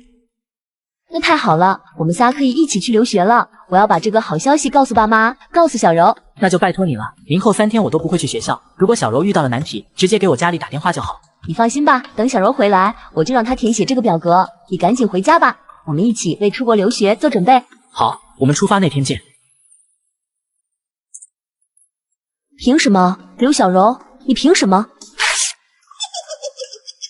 向博凯走在路上，听见身后有人喊他。向博凯，柳嘉林一直在阻止小柔去美国留学，你不能相信柳嘉林的话，他是个坏人，他总欺负小柔，小柔马上就回来了，你在这等他。好，谢谢你的提醒。很快，刘小柔就回来了。向博凯看着面前娇小甜美的刘小柔，莫名的心跳突然加速，耳朵听不见任何声音。他第一次因为一个女孩而彻底乱了心智。小柔，我喜欢你。这是弘毅第一次在心里对一个男生产生强烈的敌意。他前一秒还把向博凯当朋友，这一秒他改变了想法。刘小柔差点在下一秒脱口而出我也喜欢你，但是被他咽了下去。我帮你争取了一个去美国留学的名额，不需要你额外花钱，有人资助，报名单我给柳嘉玲了，你回家记得找她要。我先走了，小柔，你一定要和我一起去美国。刘小柔呆愣愣地站在原地，看着向博凯离去的方向。他说他喜欢你，那你呢？小柔，你听到我说话了吗？你不会去美国的，对吧？刘小柔沉默不回答。弘毅第一次感知到了自己的矛盾，明明在向博凯没有表白前，他是希望小柔一切都好的，可这会儿在向博凯表白结束后，弘毅只有一个想法，阻止小柔去美国。他心里强烈的占有欲几乎吞噬了他的理智。刘小柔走回家，看到坐在沙发上的柳嘉林，把向博凯交给你的报名单给我。报名单被我不小心弄上了咖啡，不能用了，你再找向博凯要1份吧。柳嘉林心里早都想好，距离向博凯所言的截止时间只剩下3天，这3天里向博凯又不去学校，刘小柔就算是补上那张报名单，也要费些时日，能拖延1天是1天。我招你惹你了？向博凯帮我争取的报名单，你凭什么撕毁？你为什么要故意隐瞒我？柳嘉林，你怎么能这么坏？我去留学花你钱了。哼。这一晚，刘小柔在书房打了地铺，她看到柳嘉林就心烦，想到之后要和柳嘉林一起去留学，抬头不见低头见，心里就一阵恶心。可即便是恶心，她还是想去留学的，向博凯为他争取的名额，他决定好好珍惜，不仅仅是珍惜这个难得的留学机会，更是珍惜向博凯。隔天一早，李娟开车带刘小柔去学校。小柔，你昨晚说的那个留学名额，再找你那个同学确认一下吧。如果真是全额免费，我这边尽快把你的签证办下来。你们真觉得柳嘉林是无意弄坏我的报名单吗？他明明就是故意的。与此同时，李娟和刘小柔的车子刚开走，小区门口停下了一辆面包车。他妈的曹美玉肯定是把存款给他的2个女儿了，我都打听了，那2个小崽子，一个叫刘小柔，一个叫柳晴，现在就在柳华志家里住着呢。那个刘小柔之前去旅馆找过曹美玉，就是他撺掇曹美玉去乡下找的大女儿。等我抓到这2个小崽子，让他们把钱给我吐出来。妈，你在旅馆看好曹美玉，别再让她跑出来了，再跑就打断她的狗腿。挂了电话，邢浩强走进小区大门，刚巧迎面碰上了柳嘉林。柳嘉林看到一身臭气的邢浩强，印象非常深刻。上次陪同母亲和刘小柔去美玉宾馆，他被这个当街抢钱的凶煞男人吓了一跳。柳嘉林预感到了一丝不对劲，他壮着胆子挡住了男人的去路。我爸和曹美玉早都离婚了，你要是找麻烦，我就报警。哟，柳华志的女儿啊，你是刘小柔还是柳晴？都不是，你赶紧出去。刘小柔和柳晴在家吗？我找她们姐妹俩有事。她们住在另一处小区，你要找她们就去那里找，别来打扰我的家人。还有，你告诉曹美玉，如果再来找我爸要钱，我就报警抓你们。柳嘉林把柳晴的住址告诉给了邢浩强，他想着曹美玉的麻烦就要留给曹美玉的女儿去解决。邢浩强得到地址，重新上了面包车，朝着柳晴在住的老旧小区开去。房门没关，邢浩强直接闯了进来，看到柳晴坐在客厅，抱着一个小孩，纤瘦的身子骨别有一番韵味。你是谁？谁让你进来的？曹美玉你认识吧？我是她丈夫，我也不和你兜圈子。自从你和刘小柔回来以后，曹美玉的心思就不在旅馆了，还3番5次的来找你们姐妹俩，顺走了我不少钱。把钱拿出来，我就不找你们姐妹俩的麻烦，否则的话……柳晴心里怕，但她从未拿过曹美玉的钱，她的钱都是小柔和李娟给的。柳晴如实表达，邢浩强却不相信。邢浩强开始在家里乱翻，钱在哪？是不是都让你那个妹妹拿走了？说啊，钱呢？曹美玉的钱呢？我说了，我没钱，我也没拿曹美玉的钱，我妈根本没给过我1分钱。你赶紧给我走，再不走我就报警。既然这么执迷不悟，那就换个方式给吧。你要干什么？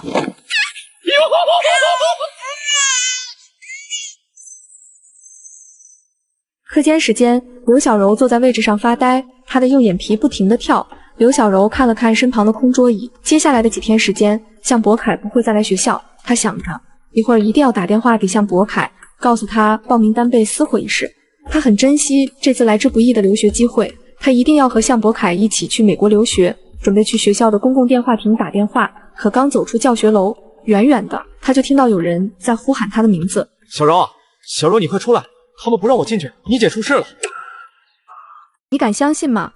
赌鬼继父找妓女要钱不成，竟然对他下此毒手，姐妹俩一波未平，一波又起，接上集。小柔，小柔，你快出来！他们不让我进去，你姐出事了。刘小柔和弘毅来到柳晴小区，打开家门的一刻，满屋的烟，晚到一会，说不定就会酿成火灾。弘毅急忙去处理，刘小柔走进去，小宝就被扔在地上，哭闹个不停。而他的姐姐柳晴缩在角落里，刘小柔看到这残忍的一幕，彻底呆住了。她不知如何面对，如何处理。姐，你怎么了？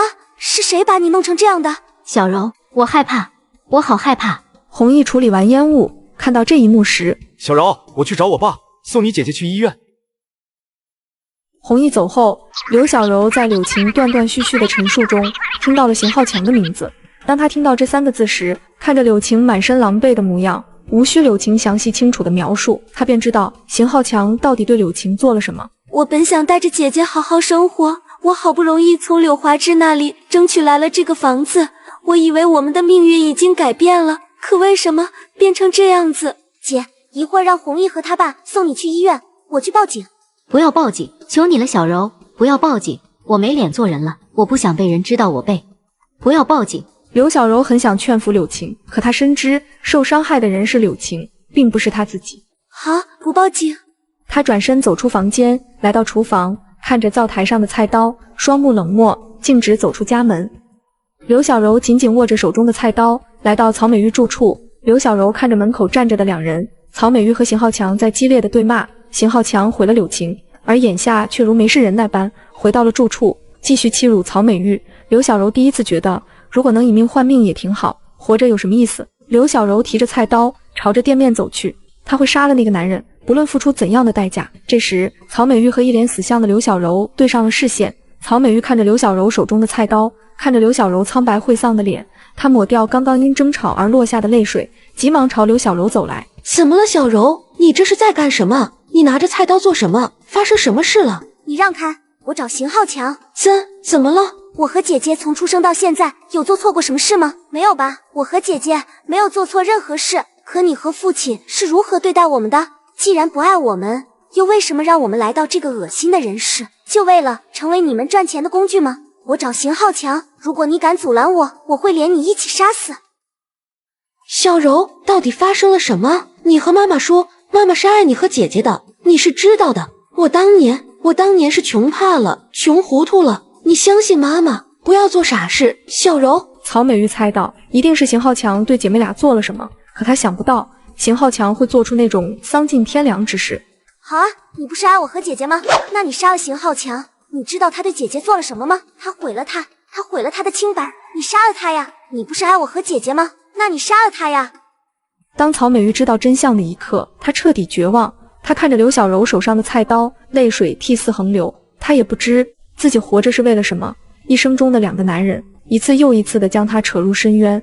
刘小柔看着犹豫不决的曹美玉，绝望道：呵呵，你不敢，你舍不得。当初父亲卖掉我和姐姐的时候，你妥协了，如今你的丈夫毁掉了姐姐的一生，你再次妥协了，何必呢？曹美玉，何必装出那副深情的嘴脸？你以为生下我和姐姐就有资格做母亲了吗？你不配，你从始至终都不配。刘小柔话没说完，未料到的是，曹美玉一把夺下了她手中的菜刀，接着转身朝着店内跑去。曹美玉流着眼泪，她低头看了看手里的菜刀，抬起头，冲着刘小柔温柔地说道：小柔，妈妈爱你。那一刻，刘小柔似乎明白曹美玉即将要做些什么，她心急如焚。妈，你开门，你开门！这时，她隐隐听到邢浩强不耐烦的呼喊声：曹美玉，你他妈又在做什么？吵到老子睡觉了！听见邢浩强的惨叫声，刘小柔浑身虚软地站在原地，她不敢再动，不敢再发出声音。她现在听不到玻璃门后的声音，仿佛里面的那个世界安静了，安静的彻底无声。整整3个小时，刘小柔就静默着站在旅馆门口，她没有等到曹美玉开门，没有等到里面的任何消息。远方的天色入了黄昏，街道不远处，红衣跑过来，他看到刘小柔伫立不动的身影。小柔，刘小柔，你吓死我了！你姐说你拿着菜刀出来的，我还以为你要做傻事。你没事就好，你姐已经住院了，我爸陪着呢。你放心，我们真的不报警吗？真的要顺着柳晴姐的意愿吗？那岂不是让坏人得逞了？报警又能怎样？法律能判他死刑吗？一辈子的阴影，谁来弥补？受伤害的人是姐姐，我没有资格替她做任何决定，我只能……他默默在心里闲续着后面的那句话，他只能帮着姐姐彻底除掉恶人。只是如今那把刀不在他的手上，而是落到了母亲的手里。刘小柔自知在美玉旅馆的房门没有打开前，她不能让弘毅在这里久留。弘毅，你帮我照看姐姐吧，我还有别的事要做。你自己真的可以吗？你别做傻事，你一个人对付不了那个坏人。放心吧，我很理智。弘毅几步一回头地离开了这里。刘小柔重新站在美玉旅馆的门前，直至夜幕袭来，她站得双腿发麻，眼前美玉旅馆的店门终于开启。刘小柔看着站在自己面前的曹美玉，那么的狼狈，那么的无神，好似历经了一场无法逆转的劫难。他们母女二人就这样彼此站立对视。刘小柔看得很清楚，曹美玉的身上和地上还残留着未处理干净的血渍。回家吧，太晚了，回去告诉柳晴，好好活着，人生哪有一帆风顺，没什么大不了的，什么都不及活着重要。曹美玉转过身，回到前台，她拿出手机，对着手机发呆，手止不住的颤抖，准备拨打报警电话。小柔，你没做错，想想这些年他对你的伤害，想想他对柳晴做的恶，他是畜生，他不配做人。妈知道了，妈会好好活着，妈什么都不怕，有你和姐姐在，妈什么都不怕，妈还要保护你们好好长大，妈要好好活着。曹美玉反复重复着“好好活着”这4个字，她的恐慌和心虚让她不得不选择用不断重复的方式来给自己壮胆。刘小柔站在漆黑的街道边，她不知晓曹美玉是否还会报警自首，但她已经彻底原谅了母亲，且因此肩负沉重的罪恶感。她一路沿着街边朝着回家的路走去。本来她是要在学校的公共电话亭打电话给向博凯，再争取一份崭新报名单的，可如今这通电话永远打不出去了。他糟乱的人生，以及从今日起深埋在心中的罪恶感，让他再无奔向向博凯的勇气。他终于明白，这世间不存在公平，有的人可以命好如柳嘉林，即便没有亲生父母，也能一生顺遂；而有的人命如草芥，明明为了自保，却深陷泥淖之中。姐姐被继父玷污清白，幕后黑手竟然是心机养女，母亲直接手刃丈夫。接上集，回到小区楼下，李娟站在门口，朝马路两侧来回张望。当看到小柔时，急忙走向前。小柔，你到底去哪了？这么晚不回家，我以为你出事了，你知道吗？我去柳晴家找你，敲门一直没人开。我甚至找去了弘毅家，合租的人说他们也一直没回来。你到底去哪了？李娟看着刘小柔失神落魄的脸色，轻轻把刘小柔揽在怀中，自责道：对不起啊，小柔，阿姨刚刚态度不好，你回来就好，回来就好。刘小柔很久没有感受过如此温暖的怀抱。李娟阿姨，如果我是你的亲生女儿，那该多好啊！如果我是你的亲生女儿，我的人生是不是会很幸福？只要你不嫌弃，你就把我当成你的妈妈，我对你和嘉玲都如自己亲生。饿了吧？回家给你做蛋炒饭。李娟牵着刘小柔回到家，开门声音吵醒柳嘉林。刘小柔，你可真能折腾妈，晚上那么晚不回家，害妈在外面等你那么久，这会儿还让妈给你做饭。嘉玲，你待会也吃点吧，晚上你就没怎么吃，你们俩动作都小声点，别吵到你们爸。说完，李娟去厨房给两人做饭。对了，你姐那边没啥事吧？早上那会儿我出门，你生母的丈夫找来了，问你和你姐住不住这，我担心他找事，就把他支到你姐那去了。他去找你姐了吗？没找麻烦吧？刘小柔瞬间傻了眼，她现在终于知晓，原来是柳嘉林把柳晴的住处告诉给了邢浩强。如果柳嘉林没有告诉邢浩强柳晴的住处，今天的一切悲剧就都不会发生。刘小柔，你疯了！刘小柔和柳嘉林厮打在一起，在柳嘉林被打掉一颗牙的同时，李娟哭喊着去拉扯刘小柔。小柔，你别这样！小柔，你松手！小柔！柳华志被惊醒，急忙冲出房间，把姐妹俩拉开。你知道因为你的一句话发生了什么吗？如果有陌生人平白无故的来问你家住址，你会那么痛快的告诉对方吗？柳嘉林，你明知邢浩强是个恶人，可你还是把住址告诉给了邢浩强。你知道因为你的一句话，柳晴经受了什么吗？你是恶人的帮凶，我永远都不会原谅你。我不知道你在说什么，你把我打成这样，不就是因为你没办法去留学吗？刘小柔，我今天拥有的一切都是我努力得来的，你眼红也没用。留学了不起吗？我留在国内一样会过得比你好。刘小柔，你闹够了没？你看你把嘉玲打成什么样了？你是不是现在就想滚去柳晴了？不用你赶我走，我明天就去柳晴那里住，我的姐姐我来保护。小柔，松开！好好给你的养女当父亲，我和姐姐的命还不及你一个养女重要。你以为你就什么责任都没有吗？你没有保护好姐姐，你同样是恶人的帮凶。如果当初你把姐姐收留在这个家里，而不是赶去别处，姐姐也不会发生今天的事。你没有保护好你的孩子，你不配做人。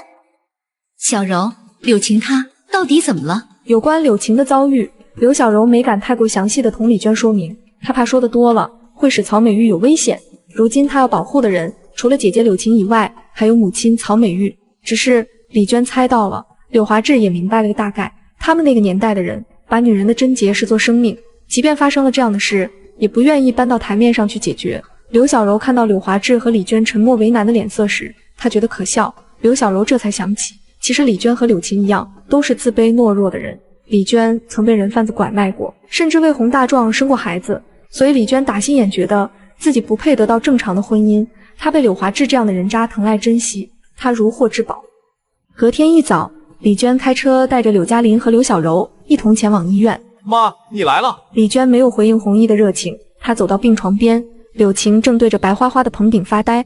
妈，医生说了，柳晴姐没事了，现在就能出院。柳晴姐心情不好，不想说话。李娟阿姨，能麻烦你把我姐送回家吗？李娟点点头，掏出个厚厚的钞票，她把钞票塞到小宝的身下。柳晴，这是阿姨的一点心意，你要尽快好起来。过几天小宝就要手术了，你要打起精神来。柳晴一动不动，她哭得干涸的双眼无神散漫，病房里静默无声。我这辈子就这样了吧？不会的，一切都会好起来，会越来越好。我妈呢？她去哪了？不来见我吗？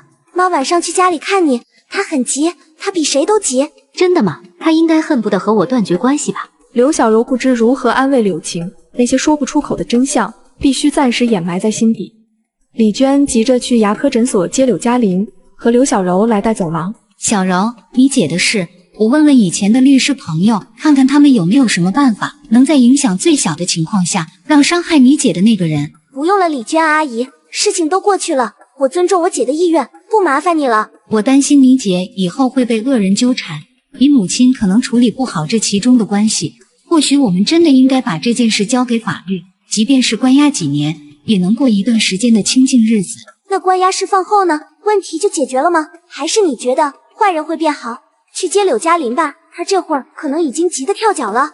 刘小柔前往美玉旅馆，美玉旅馆的大门敞开着，门口放着暂停营业的牌子，店内叮叮当当，尘土扬的到处都是。曹美玉在里面忙忙碌碌，刘小柔站在原地望了曹美玉许久。小柔，你今天怎么没去上学？你怎么来这里了？刘小柔看着被砸得面目全非的店面，血渍已经被曹美玉清理干净了。刘小柔知晓曹美玉这样做的意图是什么，她一言不发，就默默看着。这里全都不要了，这里的一切都会消失，连气味都会消失。妈妈做的对，是不是？刘小柔认真的点头，她看着曹美玉的眼，即便她自己心里恐慌不安，她也要坚定的给曹美玉力量。就像曹美玉自己说的那样，活着比什么都重要。曹美玉塞给刘小柔100块钱，说道：小柔，这里都是灰尘，去买点零食，然后回家。刘小柔明白，曹美玉是在故意赶她走。等你忙完，去家里看看姐姐，晚点我来找你。说完，她走到楼梯口，坐在石墩上，望向美玉旅馆的店门口，整整5个小时，从天亮到天黑。这时，一辆车停在刘小柔面前。为什么没报名？我去学校找你，你整整1天都没有出现。他意识到自己过激的情绪，很快又温和下来。我给你的报名单，你找柳嘉林要了吗？你是不是遇到了什么难处？留学费用学校全额承担，连生活费都有机构资助，你什么都不用担心，只要配合学校办好签证，连机票的费用我都已经。我不去了，我不去美国留学了，我要留在国内。为什么？是我哪里做的不对吗？你是不是觉得我这样做伤害了你的自尊心？学校有了解过的你情况，你的各项考核成绩都很优异，小柔，你是凭借实力才。我是真的不想去美国，对不起。当他说出不想2字时，他第一次觉得原来违背心意是如此折磨的一件事，折磨自己，也折磨了向博凯。他怎能抛弃母亲和姐姐就这样离开？他还未走，姐姐就遭遇了那等残暴之事，母亲更是为了守护她们姐妹俩，做出了这一生都无法弥补的罪过。她走不了，她狠不下心。刘小柔一直把向白凯当成她的引路人，她就过她的命。她在他身上看到了无数美好未来的希望，她心里所有的疑惑都能在他这里得到解答，唯独这一次是无论如何都无法回头了。如果可以，他多希望像博凯是无所不能的哆啦 A 梦，他会变出时光机，让他回到柳晴出事的那天，他会阻止一切悲剧的发生。对不起，向博凯，我辜负了你的好意，不过我们还是朋友，不是吗？就算你去了美国，我们也依旧是最好的朋友。你总会回国的，不是吗？我们又不是永远不见。向博凯的眸光渐渐被失望笼罩，他好不容易对刘小柔敞开了自己的心扉，可从这一刻起，他就要远离她了。那束本以为能点亮他整个青春的光芒，此刻正一点点熄灭。他是一定要去美国留学的，迫于家族的压力，迫于母亲的希冀。以前他觉得只要家境好，父母有权势，就没什么是他做不到的。上一次打碎他这般幻想的遭遇是弟弟向阳的丢失，这一次是刘小柔的抛弃。如果我不回来，是不是就永远都见不到了？刘小柔不说话，她觉得自己已经无法再承受丁点压力和寄托了。她才16岁，她已经被当下的生活压得抬不起头，喘不过气。向博凯神情苦涩，觉得自己如同一个交付了真心却被拒绝的小丑。他转身上了车，没留一句告别。刘小柔呆呆地站在夜风中，脑海里反复回荡着向白凯那日在深夜中的表白。小柔，我喜欢你。原来喜欢一个人是这样的感觉。曹美玉手刃丈夫后毁尸灭迹，关掉旅馆。刘小柔和向博凯因为留学问题产生误会，接上集，刘小柔和曹美玉准备去柳晴住处，此时一辆小货车停在门口，好巧不巧，开车的司机是邢浩强的好兄弟，向着曹美玉走过来。曹美玉的身体僵硬在原地。嫂子，你这么早就关门啊？我强哥呢？好几天没看见他了。哎呦，你来了！你小子还敢找强子？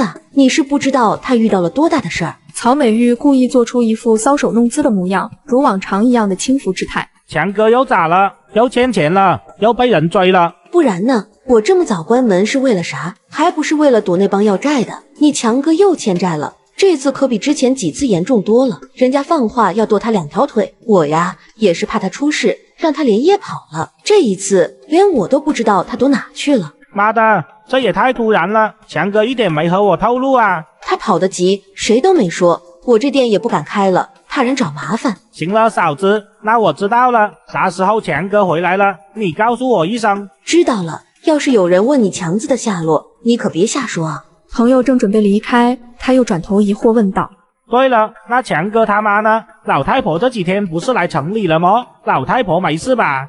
回乡下了呀，这么大的事不回乡下，留在城里被人要债啊。行了，嫂子，你要是有什么难处，随时和我说。强哥回来以后，记得通知我啊。等车子开走以后，曹美玉脸色苍白，站在原地缓神了好一会儿。刘小柔站在旁边，看着曹美玉不安急促的神态，刘小柔什么都不敢问，特别是有关邢浩强母亲的下落。刘小柔心里满是疑惑，可这时又有人找上了门。那是曹美玉吧？刘庆的母亲，曹美玉。你谁啊？男人伸手递给曹美玉一个信封。秦奶奶委托我，让我把这个给刘庆。听到秦奶奶3个字，刘小柔即刻警惕起来。秦奶奶是柳晴的婆婆，也不知秦奶奶这会儿让人给柳晴送信来是为了什么。刘小柔凑到曹美玉的身边，仔细阅读信件上的内容，那一行行沉重却带着几分恳求的字眼，让刘小柔默了声。柳晴，我年岁已高，在你们离开后的第2天，我昏倒在了院子里，村民们把我送去镇上的医院，查出了肝癌，且时日不多，我知道自己命不久矣。而当下我最放心不下的事，就是我的孙子小峰，我希望你能回来，把小峰带在身边，抚养长大。命运总是喜欢开玩笑。1年前，秦奶奶的儿子有志死于癌症，1年后，秦奶奶也要以相同的方式离开。你给你姐看，看她什么反应。她现在对我有敌意，如果我把信交给她，她肯定会发脾气。到了医院，刘小柔把信给柳晴看，柳晴看完，直接将信揉成一团丢掉。小峰，你不要了吗？秦奶奶快不行了，小峰的父亲也死了。按着信里的意思，秦奶奶孤身一人，她没有近亲。如果我们都不要小峰，小峰就会被送到陌生人家里。他要死了，现在想起我了。当初我离开的时候，我要带走小峰，是他亲口说不同意让我滚的。小柔，你不会忘记我们俩是怎么被卖到乡下的吧？小峰这个孩子不是我想生的，是他们强迫我生的。这或许就是小峰的命，我没那个福气做他一辈子的母亲。把你和小柔卖到乡下，是我和柳华志的错，但我们不能错上加错。如果就这样抛弃小峰，他是死是活我们都不清楚，那毕竟是你的孩子。曹美玉不敢再开口说话，她是最没资格劝服柳晴的。我不要小峰，我只有小宝一个女儿，小宝是我和赵刚的孩子，我相信赵刚会来城里找我的。那如果把孩子接回来，我和妈帮你养呢？妈的，旅馆不开了，还有时间帮你带小峰和小宝。妈也说了，她会用下半辈子去弥补我们。我不需要，我说了，我不需要。如果你们敢把那个孩子带回来，我就掐死他。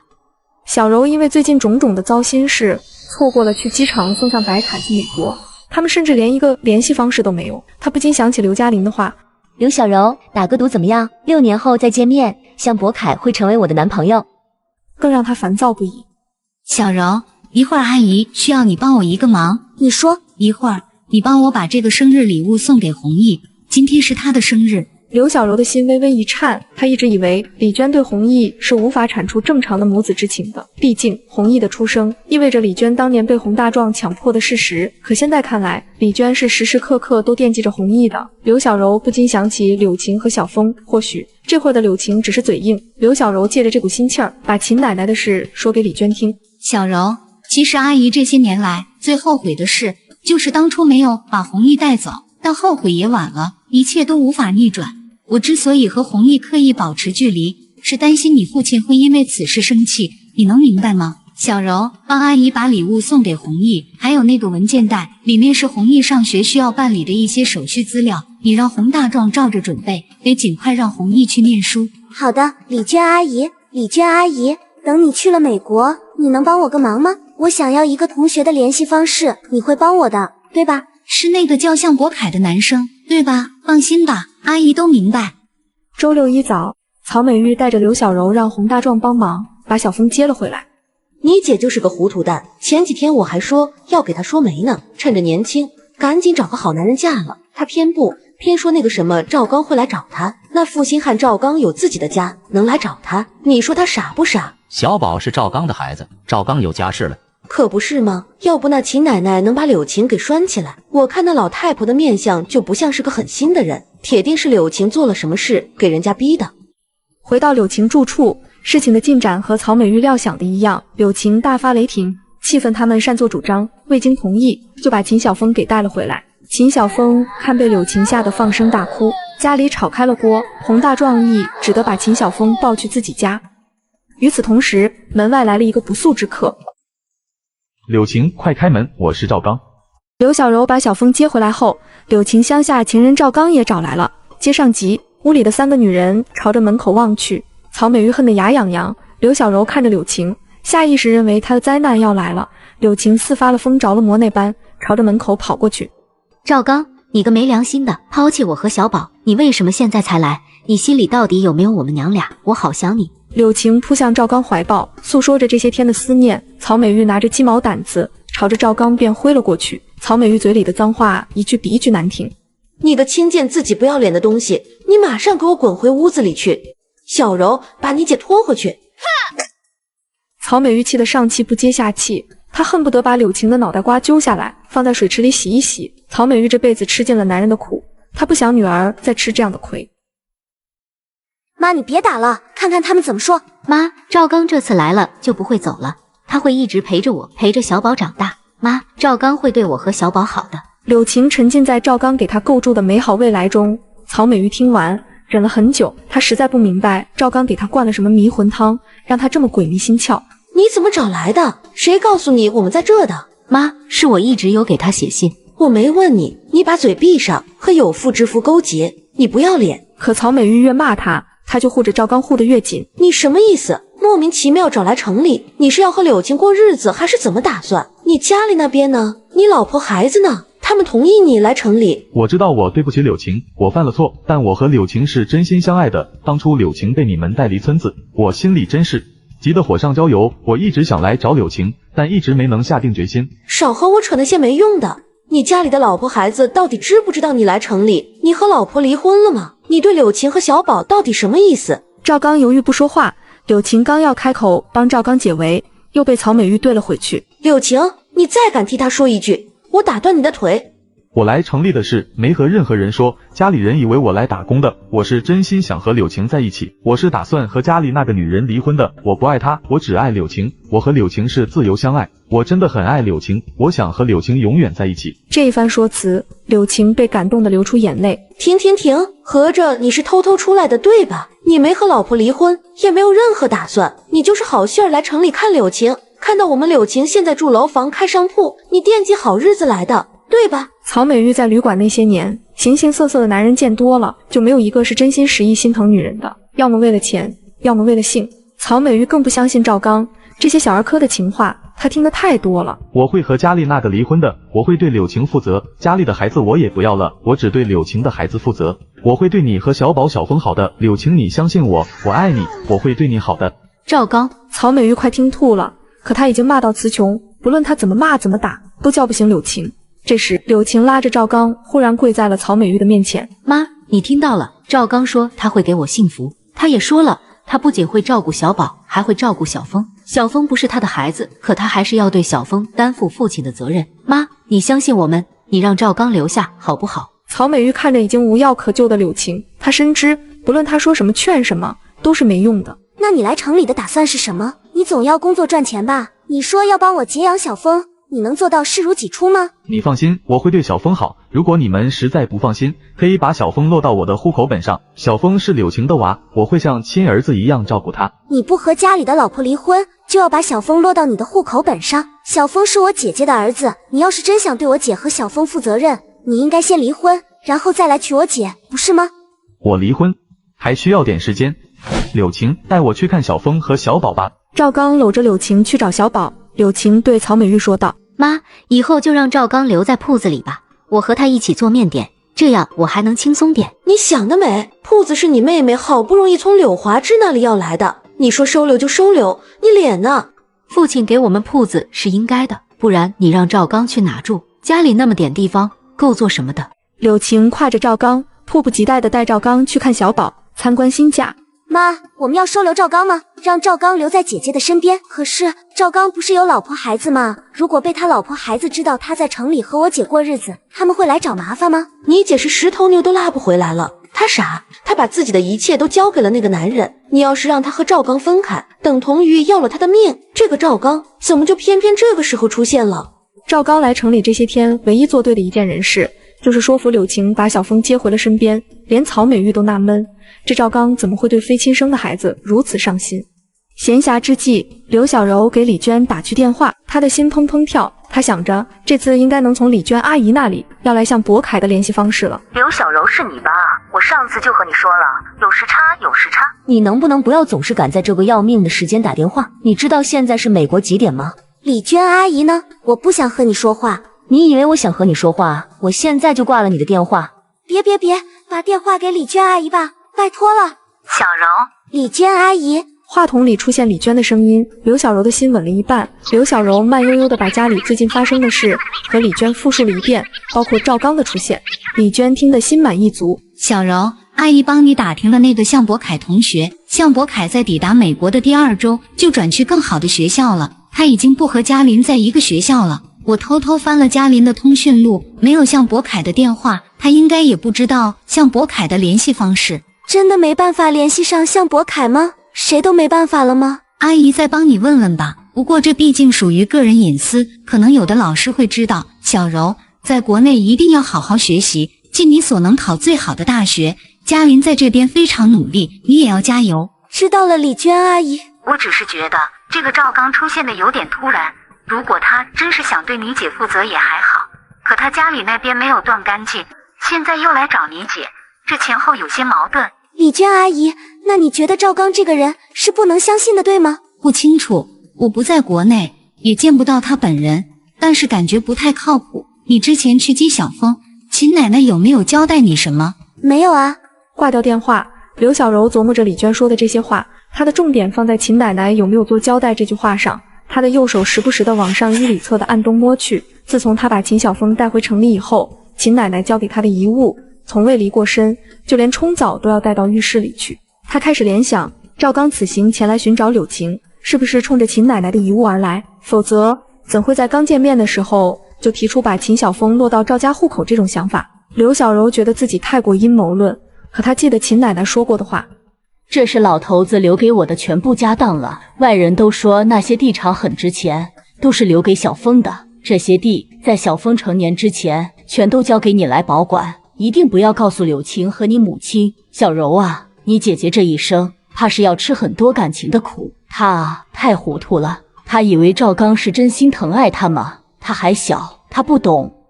恋爱脑柳晴为爱留下情夫，秦奶奶死前暗示小柔赵刚目的不纯。接上集，小柔回到家，看到一个人影鬼鬼祟祟的在翻东西，她以为家里遭了小偷。谁在偷东西？想死吗你？我报警了呀！谁料偷偷摸摸的人竟然是赵刚。赵刚听到声音吓了一跳，曹美玉听到声音拿着鸡毛掸子立马冲进来，她害怕柳晴的事情在刘小柔身上重演，对着赵刚就是一顿猛打。妈，你在干嘛？你打赵刚做什么啊？你要对小柔做什么？你敢？曹美玉喊着喊着就哭了，她是真的害怕。你趁着我洗澡翻我东西做什么？你说清楚啊！赵刚被打得鼻青脸肿，支支吾吾好一会儿才开口：“你们误会了，我是想找点东西，所以翻了衣物，我没别的想法啊。你们把我想的也太龌龊了吧？你要找什么东西？哎呀，我就是听我们乡里人说，秦奶奶在知道自己大限将至之前，留给了小峰一枚玉佩吊坠，说是那玩意有祈福的作用。我想着，那玉佩既然不在小峰的身上，小柔是最后见过秦奶奶的人，肯定是交给了小柔。我就琢磨找那个玉佩，我是觉得我们小宝刚做完手术没多久，身子弱，或许戴上那个玉佩能保佑护体的。所以我就去翻了小柔的行李，看看找不找得见那枚玉佩。可刘小柔心知肚明，秦奶奶临走前并没有给过她什么玉佩，唯一给予她的就是那个装在保鲜盒里的房屋和土地证明。姐，真有这样的玉佩吗？有，秦奶奶在世的时候随身携带的。你别找了，那玉佩已经被秦奶奶给了同村一个体弱多病的小孩了，1年前就送人了，早都不在身上了，更不可能给小柔。哦，原来是这样。刘小柔看到赵刚明细松了一口气，心里愈加笃定，赵刚的真正意图并非玉佩，而是此时放在浴室肥皂盒旁的土地和房屋证明。他想起李娟在电话里的提醒，以及秦奶奶临死前的遗言，他对赵刚此行前来城里寻找柳琴的意图有了清醒的认知。对不起啊，赵刚，我太敏感了。没事妈，我不是那种人，我读过书，受过教育，我是好人。我知道柳晴之前经历的那些事，她都和我说了，可我不在乎。我只希望我来到你们身边以后，能让你们都过上好日子，让柳晴和孩子过得更好。这一番深情告白，柳晴激动落泪，扑进赵刚怀抱。最近几天早餐店总是丢3个馒头，小偷也是有职业素养，每次只偷3个。刘小柔决定今天在店门口蹲点，抓住小偷。但是小偷没等到出现，迎面而来几个壮汉。曹美玉呢？让他给老子滚出来，否则砸了你的店。刘小柔没见过这阵仗，说砸就砸，她吓得不敢动。铺子里即刻跑出曹美玉和柳晴，曹美玉把柳晴推进屋，让她看着2个孩子。赵刚拎着扫把跑出店铺，可他看到2个彪形大汉，又自觉后退了2步。你他妈有病！砸我家店门做什么？欠你们钱的是邢浩强，你来找我做什么？找死吗，曹美玉！我要是能找到邢浩强，我会来找你。你家旅馆大门里里外外锁了3层，你们夫妻俩欠了50万，说跑就跑了。我找不到邢浩强，那就由你还。刚过了几天安稳日子，刘小柔看着被砸得稀巴烂店，她忍无可忍，刚要开口，忽然店门口窜出一个身影。停手，否则杀了你！小兄弟，你别来真个的，你冷静点行不？钱我还你就是了，我凑钱还给你，但你别再来砸我家店。好，小兄弟，你能放开我了不？我肯定不找麻烦，行不？小贼倒是没有为难对方，收回手上的鱼刀，2个彪形大汉落荒而逃。刘小柔目瞪口呆，她隐隐看到小贼把握在左手的鱼刀上还残留着血渍。刚刚谢谢你。馒头，以后你就光明正大的来我家拿馒头吧，你的馒头我包了。你叫什么名字？向阳。你也姓向，我最好的朋友也姓向，他叫向博凯，和你的名字一样好听。眼前的向阳在听闻向博凯名字的下一秒稍稍顿了顿。钱是邢浩强欠的，让他们去找邢浩强。你为什么要把这些债务揽在自己身上？你还嫌日子不够糟吗？是啊妈，你干嘛和那些讨债的人说你会还钱？邢浩强欠他们钱，和我们有什么关系啊？曹美玉一声不吭，只有刘小柔心知肚明，这钱是必须还的，因为邢浩强死在了曹美玉的手里。若是放着那些讨债的人去找邢浩强，怕不是会找到警察局去。柳晴并不知晓曹美玉杀死邢浩强一事，要么还钱，要么砸铺子，铺子砸了就没法做生意了。只要生意能继续做下去，还钱是早晚的事。凭什么我们要替那个人渣擦屁股？小柔，你是忘了那个人渣对我做过的事了吗？曹美玉，你别打店铺的主意，要还钱你自己想办法，别来拖累我和孩子。如果你一定要还钱，我和你断绝母女关系。钱而已，我可以去找爸要，你别开口闭口断绝母女关系。没有我和妈，你一个人怎么养活2个孩子？我有丈夫，我丈夫比她丈夫靠谱多了。我丈夫起码不会在外面欠下一屁股的债，让老婆还。你有个屁的丈夫！赵刚和你领证了吗？是合法夫妻吗？你还比我大2岁呢，说话做事能不能过脑子？你是外面人嘴里的第三者，你自己心里没数吗？小柔，你和我们说实话，你去秦奶奶家接走小峰的那天，秦奶奶到底有没有和你交代其他事？小峰是柳晴的孩子，是柳晴生养的孩子，秦奶奶不可能不做一句交代，就把孩子交给你。你什么意思？你反反复复提起这件事，你想表达什么？秦奶奶什么都没交代，只让我好好照顾小风，你还要让我重复多少次？不可能，早些年秦奶奶的丈夫离世，给秦有志留了一些地，后来秦有志死了，那些地肯定在秦奶奶的手里，那些地是可以换一些钱出来的，你把地契证明拿出来，我帮你们想办法换钱，咱们先把欠出去的外债填补上。刘小柔心慌不已，她果然猜对了赵刚的来意。所以你来城里找我姐和小风的目的，其实是为了你口中所谓的秦奶奶留下的地。你不要以小人之心夺君子之腹，我是为了帮你们才想起这件事的。我之前都解释了，我是因为放不下柳晴和小宝才来的，而且秦奶奶家的地也没多大，我犯不上为了那点东西伤害柳晴。没多大是多大，我又不是你们村子里土生土长的人，我从头到尾都没听说秦奶奶有什么地。你真的很搞笑，追着我要地契，那是什么东西啊？能值10万块？如果能值10万块，我们一起去乡下要啊，正好可以用来给我妈还债了。刘小柔摆出一副无赖姿态，赵刚拿刘小柔没办法，但他老早就认定秦奶奶的遗物肯定在刘小柔的手里。你老逼着我妹做什么啊？我妹不会骗我们的，没有就是没有。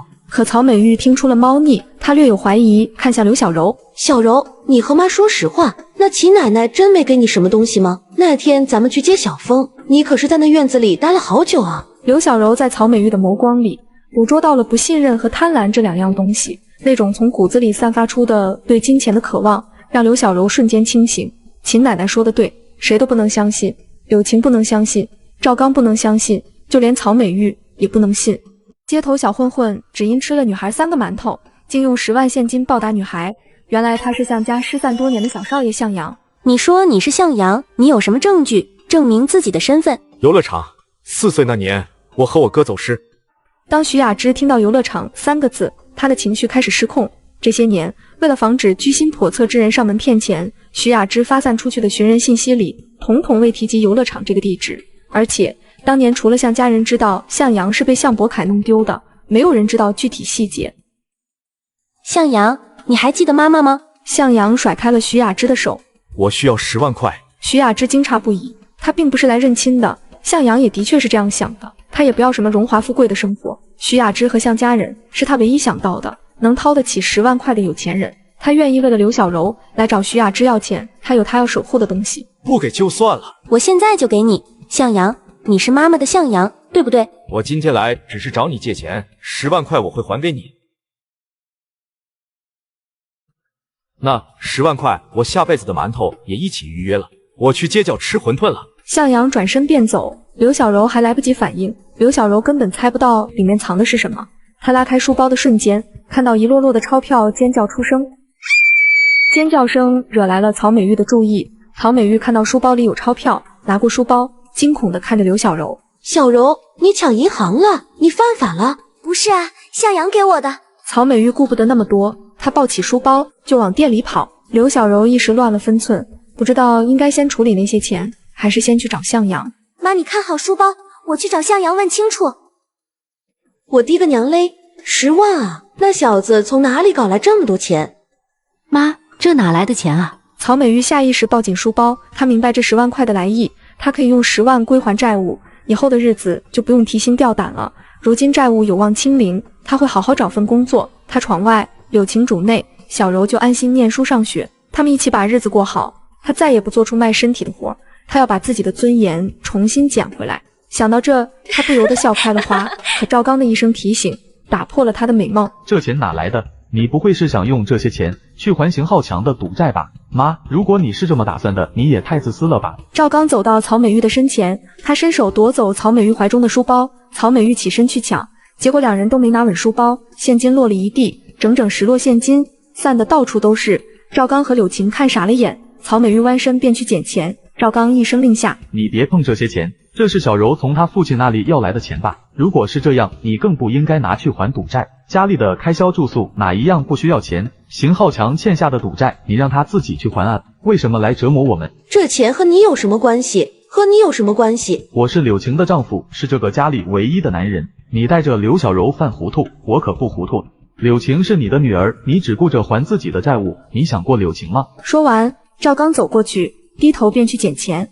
赵刚把一摞摞现金重新塞回书包里，曹美玉伸手去抢，却被柳晴阻拦在原地。妈，你能别这么自私吗？钱是小柔从爸那里要来的，对吧？那是爸的钱，凭什么去还邢浩强的赌债？你想让我气死吗？柳晴委屈极了，曹美玉此举当真是杀人诛心。她恨邢浩强，柳晴选择了和赵刚站在一边，抵抗曹美玉。曹美玉百口莫辩。柳琴，你替妈解释，妈是担心讨债的再来找我们的麻烦，我们以后是要一起生活的，对不对？这次让妈把债务还清，以后妈用妈的双手给你赚出10万来，而且那钱也不是柳华志给的，妈知道妈欠你的，但你也让妈把日子过下去，行不行？柳晴，你放心吧，我去银行把钱存起来，存你的户头里。我们不能让这钱白白送给那个王八蛋邢浩强。赵刚说完，转身便走出了店门。曹美玉推开柳晴的身体，意图追赶，却被柳晴强硬着拉住手臂。那笔钱你不能动，那是父亲给我和小柔的钱，你不能动。你脑子被屎糊住了，那不是柳华志给的钱，那是小柔的钱，你就这么让赵刚把钱带走？如果他不回来怎么办？说完，曹美玉准备追赵刚，柳晴把曹美玉推倒在地上。我相信赵刚也不会相信你。柳晴怕曹美玉拦住赵刚，死死地压住曹美玉。我怎么就生了你这么个没脑子的东西呢？10分钟以后，刘小柔因为没找到向阳空手而归。姐，你对妈做了什么呀？快放开！小柔，妈要把钱用作还债，我和赵刚都不同意，我们是不会让钱白白送到邢浩强的手里的。刘小柔似是听懂了这话里的争执，她看向店铺内，书包不见了，赵刚也不见了。钱呢？钱哪去了？被赵刚拿走了。他说他要把钱存到你姐的户头上，不让我动。糟了，赵刚肯定带着钱跑了。不可能，赵刚不会带钱跑的，他去银行了。刘小柔的手脚顿时开始发软，她忽然不知如何是好，不知怎么同向阳做交代。刘小柔的怒火一触即发，她看着柳晴那张无知的脸，没脑子吗？这个时间银行早都下班了，谁给你办理业务？赵刚朝着哪个方向跑的？他跑了多久了？那边。曹美玉这会儿也意识到赵刚是真的卷钱跑了，拔腿便朝着赵刚消失的方向追去。唯有柳晴傻站在原地。不会的，赵刚不是那样的人，他怎么会卷钱跑的？他一会儿就会回来的。他也不清楚银行这个时间已经下班了。小柔，赵刚不会卷钱跑的，他是个负责任的好男人。我还在这边呢，我还生了他的孩子，他怎么会呢？你醒醒好吗？你到底还要执迷不悟到什么时候？赵刚为什么而来，你还看不透吗？因为他一直觉得小峰的身上有其奶奶的遗物，他是为了钱而来的，他不爱你。他如果真的爱你，在我和妈带走你的那天，他为什么不出面？赵刚携款逃跑，恋爱脑柳晴与母亲反目。接上集。小柔，我买了一些零食，我们一起吃吧。对不起向阳，你刚刚给我的钱被赵刚抢走了，我也不知道刚才到底发生了什么，我去找你找不到，结果回来的时候就……向阳没有责怪刘小柔，刘小柔永远不会知道，这个名叫向阳的男孩，其实早早就出现在了他的生活圈子里，日复一日，直至他们真正见面。小柔，你慢慢说，我会帮你，没事的。刘小柔平复好心情，把事情叙述了一遍。没事，小柔，我们分开找，10点后在这里会合。向阳把东西给小柔后，就立马去找赵刚。刘小柔在寻人的过程中报了警，而整整3个小时过去了，她都未寻到赵刚的人影。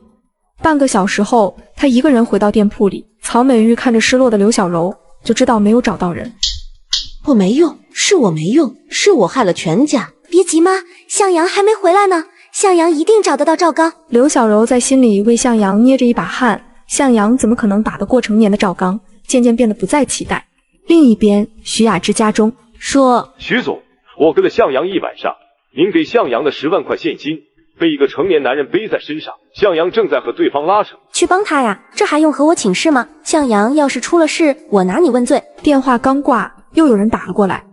徐总，白凯在美国这边身体出了些问题。你说是脑肿瘤，前些日子白凯就说要去配眼镜，那时候我们意识到是他身体出了问题，以为只是单纯的近视，这次检查以后才清楚是脑肿瘤压迫视觉神经。徐雅芝整个人僵硬着，她没办法相信陈克说的是真的，明明走之前还好好的像博凯，怎么去了美国就出了这么多问题？陈克，你是不是搞错了？还是那边的医生搞错了？博凯从小到大都健健康康，他怎么可能得那种病？你带他换一家医院，你马上带他去别的医院检查，这家医院有问题，绝对有问题。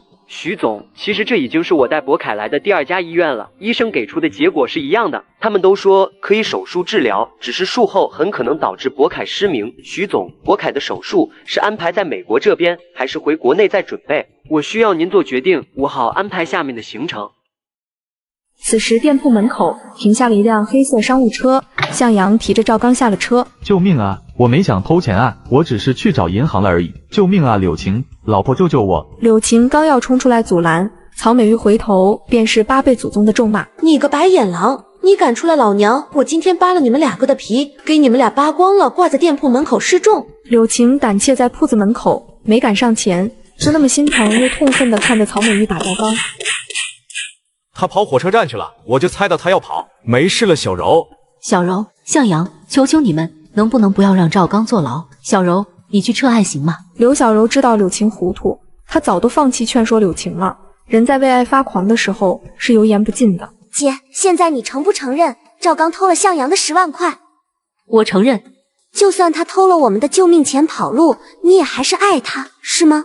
他是小宝的父亲。好，我明白了。刘小柔转身走到赵刚面前，赵刚还在试图辩解：我没想偷钱的，我就是一路打听找银行，就碰巧走到火车站那边了，我是清白的啊。柳晴，老婆你出来帮我说句话啊！还嘴硬是不是？我现在就把你送到派出所去。柳晴冲过来跪地求饶：求你们了，饶了他吧，求你们了，他再也不敢了，他再也不敢了。疯了疯了疯了！我到底做了什么孽，让我生出你这么个没脑子的东西？他是打算要了我们全家人的命啊！你还给他说情？你是打算要了我和小柔的命呢？刘小柔看着眼前混乱的一幕，她在想，当初那么不遗余力的把姐姐救回来，她和曹美玉为此付出的一切，到底有没有意义？我们已经报警了，你现在有2条路可以走：一，被我们送到警察局，10万现金的盗窃金额会面临多严重的惩罚，你心里应该有数；二，离开柳晴，从今往后都不要再出现。赵刚愣了愣，显然这2个选择他哪个都不想选。小柔，姐姐不能没有他，如果他进了监狱或是离开我，姐姐也不活了，我不活了。刘小柔用力甩开柳晴的手，她恨铁不成钢地看着柳晴。不活了是吗？为了这样一个男人，连命都不要了是吗？走去派出所，让他坐几年牢狱。既然不愿意从我们眼前消失，就让他去监狱里接受改造，这样我也不至于每天为了你们2个提心吊胆。我不坐牢，我不蹲监狱，我走，我消失，我马上就消失。赵刚扭头就走，至于日后怎么回来，怎么拿走那块地，他得细细琢磨。柳晴朝着赵刚追去，连哭带闹：赵刚，不要扔下我！为什么？赵刚。向阳，你认识向博凯的，对吗？否则你不会出现在向博凯母亲的车子里，而且你也姓向，你是向博凯的亲戚吗？可是，如果是亲戚，你为什么在外面流浪啊？你不是说你没有家人的吗？还有那10万块，你从哪里弄来的？还有一件事，我记得我没有和你说过我被同学孤立的事，可你上次却主动说出小心我在被同学孤立。向阳，你是不是早就认识我了？面对刘小柔种种问题，向阳一言不发。2人回到家后，你一直在提向博凯，你是喜欢他吗？刘小柔被问住了。虽然这是个难以启齿的问题，但是她已经在心里问过自己无数次。我喜欢他，我喜欢向博凯。她看着勇敢却羞怯的刘小柔，这一瞬间，好似有什么东西在她的心里碎裂了。那些有着锋刃利角的碎片，扎在她的心脏各处，割裂她的血肉，让她疼痛难忍。那你现在可以回答我的问题了吗？他还沉浸在我喜欢向博凯那句话中，他只需要说出他是向博凯的弟弟，就可以解决刘小柔所有问题，但他说不出口。我和向家有点关系，就算是亲戚吧。你是向博凯的亲戚，所以你是认识向博凯的，对吗？向博凯不认识我，我今晚就睡地上，你早点睡吧，明天还要上学的。第2天一早，刘小柔和曹美玉来到店里，没有看到柳晴，却发现桌上有一封信。妈，小柔，我去找赵刚了。我知道他犯了很大的错，我也感谢你们给了他一次重新做人的机会。昨晚我想了很久，我觉得我的人生不能没有他。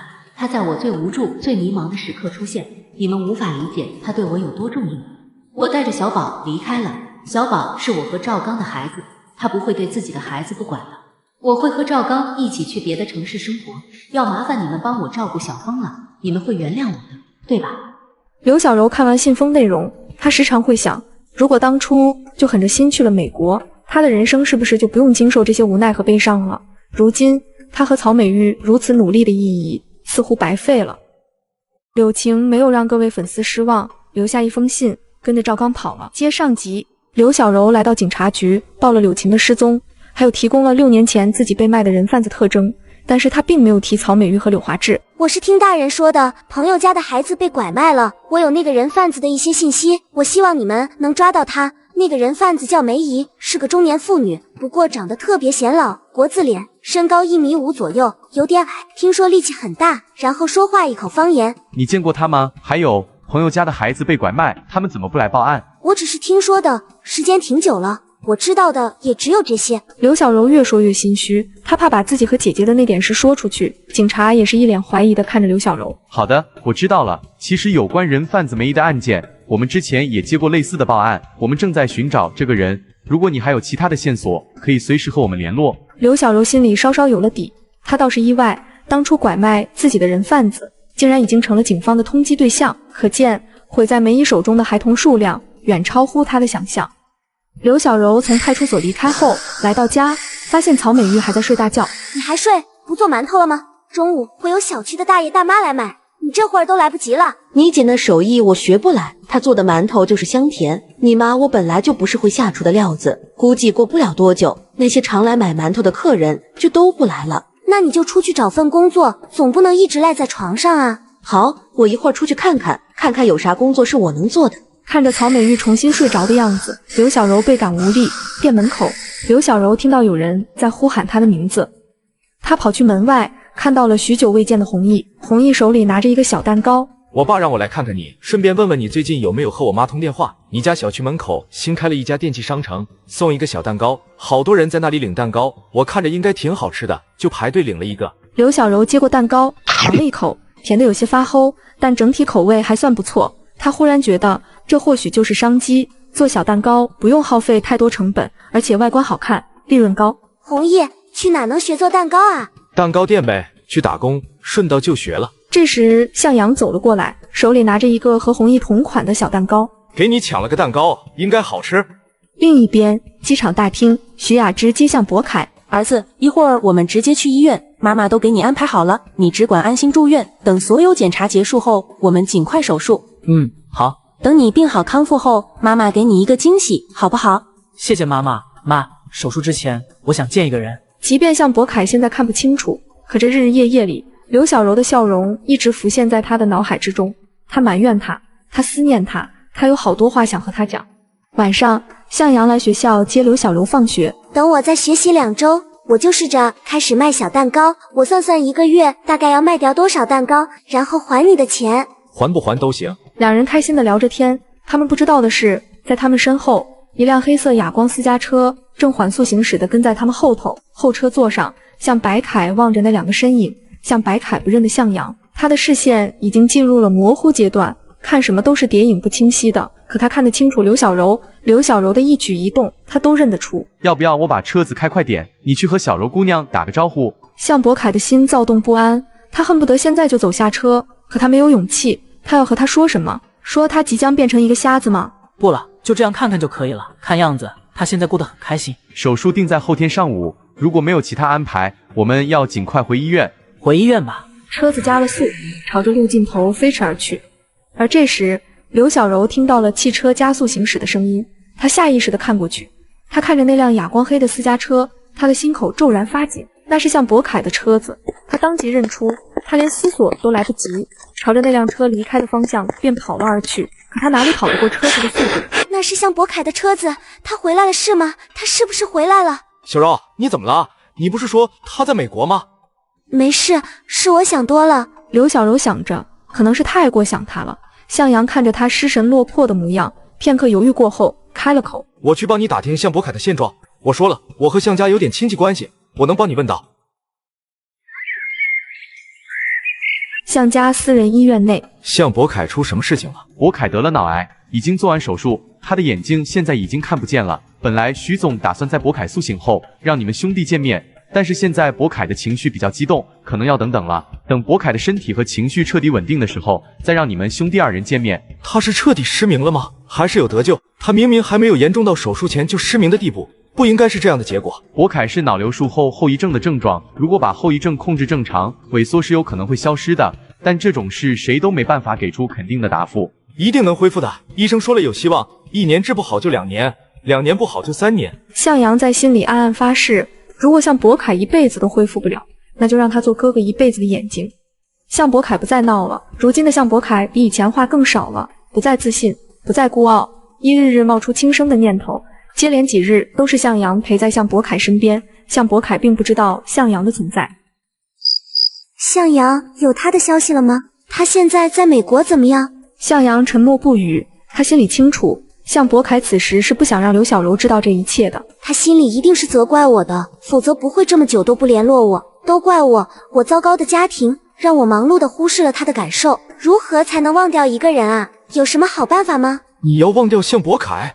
他要出国留学6年，6年足够忘记一个人，对吧？那如果6年也忘不掉呢？那就不忘了，埋在心里，多埋点土盖上，捂死他，让他死在心里。向阳想起白天在病房里的向博凯，他深知在向博凯的心里，刘小柔是多么重要的存在，他们彼此间怎会互相忘掉呢？你相信奇迹吗，刘小柔？说不定哪天我会把向博凯变到你面前。我不相信奇迹，但是我相信向阳。柳晴走后，刘小柔决定开面包店。向博凯手术后失明，接上集。博凯，你还记不记得妈妈说过，手术之后会给你一个惊喜？可是我现在看不到。徐雅芝走到向阳面前，推了推，暗示他说话。妈，你身边是有其他人吗？向博凯下意识伸手，朝着向阳的方向触碰而去。你是谁？母亲和我说的惊喜是在你这里吗？徐雅芝再次示意他讲话。向阳觉得这一刻着实太难了，他鼓足勇气。哥，我是向阳。向阳，你是向阳？向博凯拉住向阳的手，紧紧不松开。向博凯和徐雅芝哭成泪人。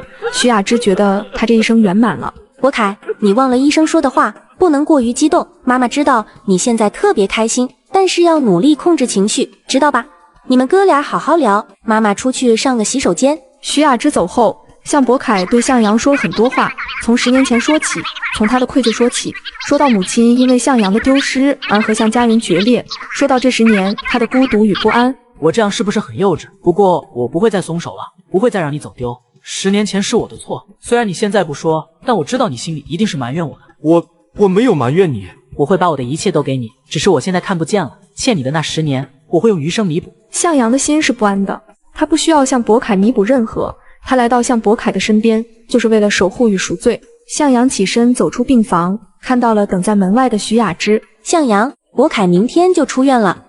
我知道。虽然我不清楚你一直以来住在哪，怎么生活，现在你和博凯重逢，你是不是应该考虑回到妈妈的身边？徐雅芝看向阳默不作声，继续说道：回来吧，博凯需要你。你看你出现在他身边的时候，他有多激动。这1个月的住院治疗，他从来没有像今天这样说那么多的话。他从最开始的情绪起伏不定，到后来的颓废萎靡，直到你出现以后，他……好，以后我会照顾向博凯的起居，你回去休息一下吧。明早我回住处收拾完东西就来找你们，跟你们回家。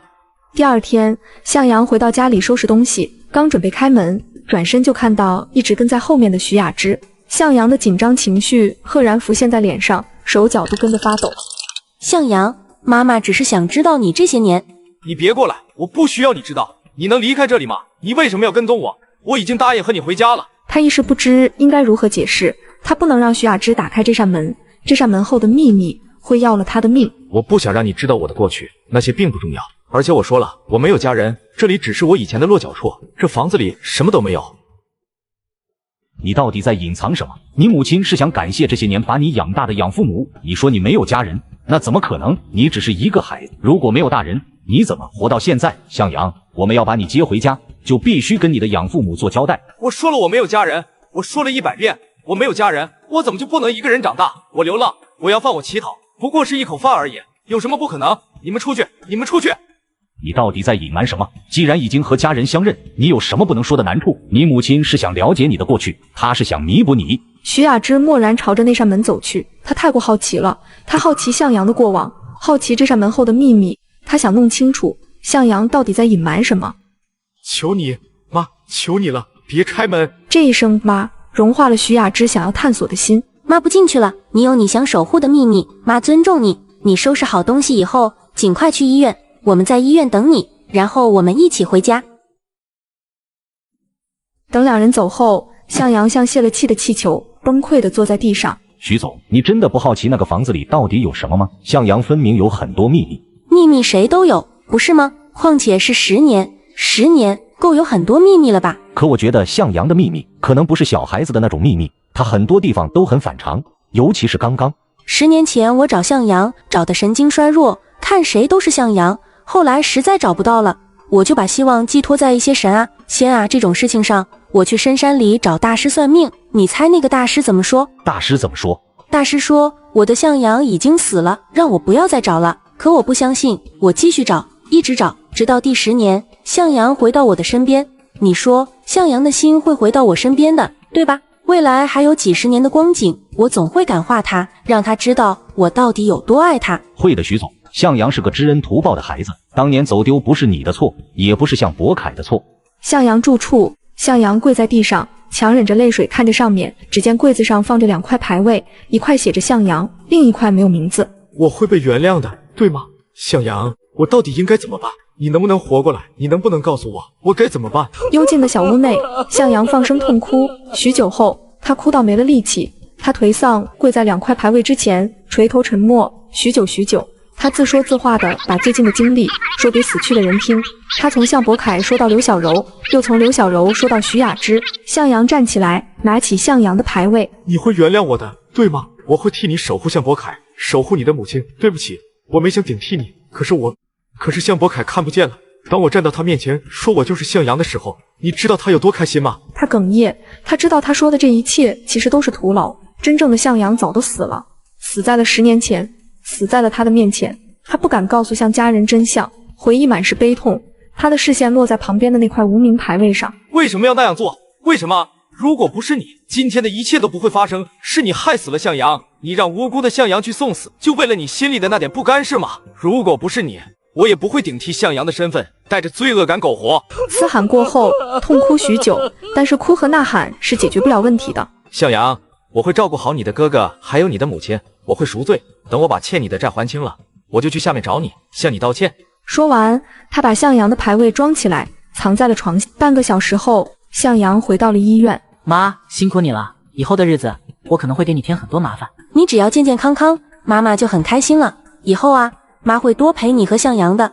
对了，学校的事你不用担心，学籍给你保留，我给你请了专业的家教老师，功课不会落下的。那向阳呢？向阳是不是也要上学？我陪你一起，你在家里读书，我也在家里。向阳，明天我们一起回向家吃饭，我已经通知了向家人，你回来了。与此同时的另一边，周周在未经徐雅芝同意的情况下，一个人重新回到了向阳以前的住处。他实在太好奇，向阳不让徐雅芝进入的房子里到底藏什么秘密。向阳的种种奇怪举动，让他一次次对向阳的身份生疑。其实这些疑心只需一纸亲子鉴定便可以消除，可徐雅芝迟迟未提亲子鉴定一事，他只能通过其他线索来佐证向阳的身份。看着面前紧锁的家门，他拿出手机联系了开锁的师傅。他怀疑是小，若里面真的藏了什么大秘密，影响徐雅芝是大。恰好隔壁大爷回家，周周立马上前。老爷爷，跟你打听个人行吗？你说吧，打听谁呀？这片我都认识的。旁边这户人家有个孩子叫向阳，您知道吗？向阳啊，知道的。那孩子在这胡同长大的，是个小混混，但是人不坏的。他总帮我扛东西，小的时候还在我家蹭过饭呢。就是他不怎么回来，我好久没见到他了。他是自己一个人生活，还是家里有大人？是个苦命啊！我记得他母亲很多年前就死了，这孩子能长大不容易的。他有母亲，他的母亲死了。那向阳小时候也叫向阳这个名字。你看你们城里人说话多好笑，向阳不叫向阳，还能叫啥？周周心想，如果向阳是冒充的，稍微调查一下就知道了。如今的向阳小时候为什么也叫向阳？周周踏进小屋，视线落在了牌位上。此刻的桌面上只剩下一个牌位，便是那个无名牌位。牌位代表逝者，可却没有名字。刚刚老爷爷说抚养向阳的母亲已死，那这个牌位会不会是向阳养母的？如果是养母的牌位，只要打开门承认就好了，有那么难以启齿吗？他到底在害怕什么？周周试图在屋里搜寻一番，向阳为什么抱着自己的牌位失声痛哭？他是真向阳还是假向阳？接上集。向家饭桌上好几张陌生面孔，向阳一时不知谁是谁，向博凯低声介绍：年纪大的是奶奶，坐在奶奶身边的是爷爷，父亲一般会坐在奶奶旁边，父亲旁边的年轻女人是父亲的相好，她叫朱梦，在爸妈分居的第3年搬进了向家。父亲和母亲到底离婚没有？好像是没有，别惹朱梦，她没表面上看到的那么好说话。今天是个好日子，一家团聚，我是万万没想到啊，我的小向阳平平安安的回来了。妈，倒也不用那么急，认亲可是大事，该走的流程还是要走的，不然怎么和其他亲戚交代呢？是不是真的不好讲的。朱梦话里话外提醒亲子鉴定一事，略显阴阳怪气的腔调，再次为向阳针对他的怒气值增加了砝码。我和母亲可以证实向阳的身份，那些多余的流程其实没什么必要。博凯啊，你还小，你哪里知道大人的世界有多复杂？走流程这种事啊，其实也是为了防止人多嘴杂，说出一些不利于我们向家的传言，你说对吧，雅芝姐姐？徐雅芝不说话，任由戏多的朱梦怎么折腾，她就是不理会。亲子鉴定是必须做的，如果雅芝觉得做鉴定会伤了向阳的心，那只做我和向阳的就好。可以啊，毕竟也只有做了鉴定以后，我才能从血缘关系的层面上称你一声父亲。你们不用有那么大的防备心，我是真向阳还是假向阳，都不是为了你的房子你的钱来的。如果不是母亲要求我来见你，我应该这辈子都不会和你吃这顿饭，我只要我哥和我母亲就足够了。你10年前抛弃的女人，我来照顾，这不是很好吗？一番话落地，餐厅里的氛围凝固结冰，没人会想到小小年纪的向阳会说出如此不成体统且过于早熟的话。徐雅芝嘴角上扬，心里乐开了花。向阳，你知道你在说什么吗？你妈没教你规矩吗？怎么规矩就非得我妈教？你不教，你要是和我较这个真，那我还真要说道，我妈已经把我哥教得够好了。请问这其中有你这个父亲的功劳吗？我再问问你，当年我走丢，你在哪？是在工作还是在……向阳的目光饶有意味地落在朱梦的身上，他毫不客气地开口：阿姨，我斗胆问一句，你和我这个所谓的父亲是什么关系？我还小，我不懂，你能亲口回答我吗？向明远恼火得满脸涨红，朱梦的脸红一阵青一阵。向阳觉得这还不够，他乘胜追击，继续冲朱梦开口：如果我没理解错，我母亲应该还没和我这个所谓的父亲扯离婚证呢，你算什么呢？向明远刚准备教训向阳，就被奶奶亲可打住了。朱梦脸色不悦地看着他，陪在向明远身边少说7年，也依旧未能得到奶奶的认可。奶奶只认徐雅芝这一个儿媳妇。后来1个月的时间里，向阳没有等来做亲子鉴定。向阳每天接刘小柔放学，向博凯开车跟在他们后面。向阳，你还有帮我打听向博凯的消息吗？他在美国怎么样了？他挺好的，念书呢。下周我们期末考试，然后就放假了。那你假期什么安排？我找了个兼职，专门给有钱人家里的孩子辅导功课，论小时收费，可贵了。可是你的年龄……我用的我姐的身份证，她离家出走的时候没带证件，稀里糊涂就跑了。然后个人简历我伪造了一份，简历内容我稍稍夸张了一下下。机构靠谱吗？要不要我给你查一查？不用担心，是我同学给介绍的。另一边，徐雅芝办公室里，周周汇报完下一周的行程安排。徐总，还有您上周吩咐我的，给向阳和博凯找辅导老师。我选了几家不错的教育机构，很多都是名校老师和在校大学生，现在正好赶上学校放假，可以给他们兄弟俩好好辅导。最好是找品行好的大学生来家里辅导，找个背景干净、成绩好的大学生，孩子们也能玩得到一起去。还有，向阳做亲子鉴定的事安排在哪天？向总那边一直没给我消息。早上给我打电话了，说安排明天去，我让他明天来家里接向阳。他不希望徐雅芝和向明远见面，哪怕只是短短几分钟的交流，他都不愿意。来源于男人心底的占有欲，在周周这里日渐浓郁。你好像有话要和我说，是在担心什么吗？担心向阳的身份，怕他不是真正的向阳。这个担忧我从一开始就有，但是徐总您一直说亲子鉴定没必要，我也不好说什么。现在的向阳和小时候的向阳还是挺相像的，加上当初走丢时的一些信息点，向阳都回答得上来，足以证明他的身份。万一那些信息是真向阳主动告诉给他的呢？徐总，你总把事情往好的方面想，就没想过坏的可能性吗？那你什么意思？现在的向阳是假的吗？真正的向阳死了，不在了，你是想让我不停的去怀疑向阳吗？你又有什么证据能证明你的猜测？向阳那么好的孩子，他吃的苦已经够多了，你为什么总是不停的提醒我，让我质疑他的身份？夜里，徐雅芝处理完公务回到家。妈，你今天怎么回来的这么晚？妈，向阳已经偷偷吃完一盘菜了，还不让我说。徐雅芝笑着，这简简单单的2句对话，清扫掉她一整天的疲惫。赶紧吃饭，吃完饭我给你们兄弟俩理头发，头发都长了。怎么突然想亲自给我们理发了？妈，你理发的手艺行吗？向阳看着徐雅芝，他似是明白了徐雅芝在筹谋什么。妈，明天我和父亲一起去鉴定机构，回来你再给我们哥俩剪头。徐雅芝抬起头，迎上向阳的眼，这仿佛是一场心灵对峙的博弈，但他们2人的出发点全都是因为一个爱字，他为她好，他也为她好。隔天一早，向博凯坐在床边，冲着向阳的方向，他把昨天半夜偷偷准备好的自己的那一撮头发递给向阳，他故意用开玩笑的腔调说道：要不要捉弄一下父亲？反正你的头发和我的头发都一样。向阳看着向博凯掌心那一撮头发，虽然向博凯说的是捉弄父亲这种轻松玩笑话，可向阳心里明白，向博凯也在尽全力的维护他。哥，等我的好消息。亲子鉴定按着流程走，所有过程都已经做完。你小子敢和我做鉴定，就证明你不心虚，你应该是我儿子没错。是吗？我不心虚，就证明我是你的儿子。你以为我很想做你儿子吗？我的底气是母亲和哥给我的，陪你来做鉴定，不过是可怜你的好奇心罢了。我可以忍受你现在的目无尊长，毕竟你之前的10年没有受过教育。等鉴定结果出来以后，你就要回到向家，我会找专门的老师，让你从头到脚的好好学规矩。博凯失明了，未来向家不能没有接班人。如果鉴定写明了你是我儿子，我就必须带你走。徐雅芝一个女人家根本照顾不好你，博凯让她照顾成了那副样子，我不会允许我的第2个儿子也走上博凯的路。你敢拆散我和妈？你凭什么？你没有资格！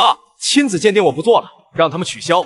我不跟你回向家，我不需要证明我是你的儿子。博凯已经没有未来了，你陪在一个残疾人的身边照顾他们母子俩，你能有什么出息？只要鉴定结果出来，我会让你出国深造，你是我唯一的继承人。这一刻，向阳仿佛下了莫大的决心。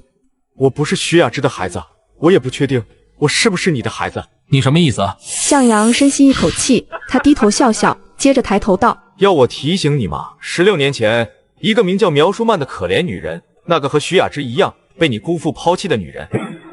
要我提醒你吗？16年前，一个名叫苗舒曼的可怜女人，那个和徐雅芝一样被你辜负抛弃的女人。16年前，向明远与陪酒女苗舒曼相识，2人一见钟情。苗舒曼为他从良，做贤妻良母。向明远深知娶妻要门当户对，后来家人安排他与书香门第之家的徐雅芝结婚，干脆利落地甩掉苗舒曼。自此，苗舒曼一蹶不振。后来发现怀孕，生下向阳，本以为可以借着孩子挽回向明远，没想到徐雅芝怀了第2胎。更讽刺的是，这个孩子竟然也叫向阳。现在想起我是谁了？现在想起你当年几句狠心拒绝的话，毁掉了多少人的人生。你是舒曼的孩子，那真正的向阳呢？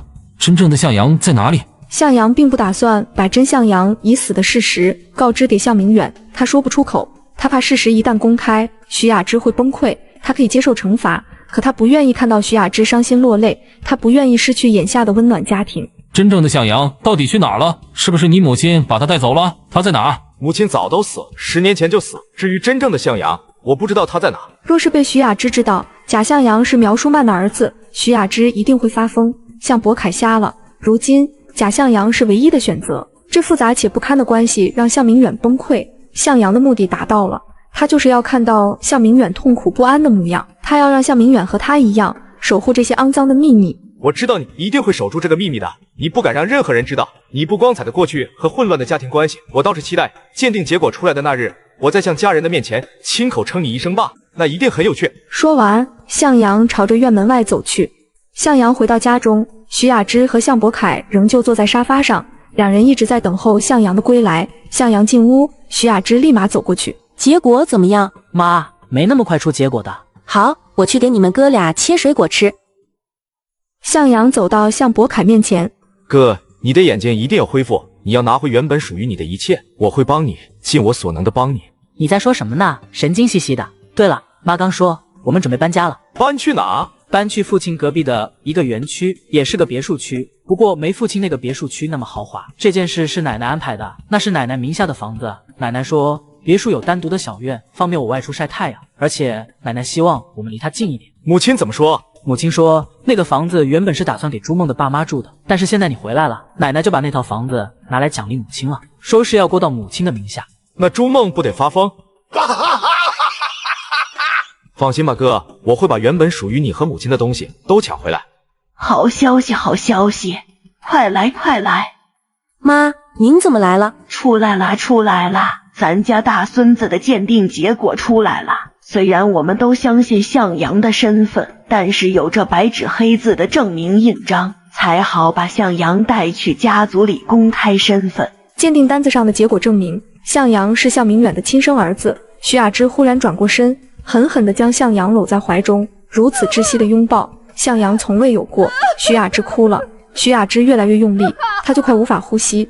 她听到徐雅芝一句句地在她耳边喊着儿子，那种失而复得的心情，在得到了血缘鉴定后更加稳固的真情。可向阳心里却是愧疚的，无比的愧疚。哥，妈要把我勒死了。妈，向明远呢？他怎么没来？集团忙着呢，又不是什么天大的事。向明远不敢来，向阳早就猜到了。在得知他们血缘关系后，向明远就要和向阳一样活在愧疚中。向阳要努力学习，等上了大学以后，就让你爸带你去公司熟悉环境。以后啊，你爸的那一身本领都要慢慢教给你的。向阳下意识回头看了眼向博凯，明明这些本领都是属于向博凯的。大孙子，你带奶奶进去看看，看看你们新房子都怎么布置的。随后三人朝着家门走去。雅芝姐，如今向阳找回来了，你和向明远之间的那些恩怨也该结束了，你们是不是可以开始各自的新生活了？你和向明远总不能一直不离婚吧？耽误你也耽误向明远。怎么着急了？害怕了？我怕什么？明远爱的是我，不被爱的才是小三。我也没说你是小三啊，你无名无分的待在向明远身边，够惨的了。你看，原本打算给你的房子，这不落到我的名下了吗？说完，徐雅芝转身朝着家门走去。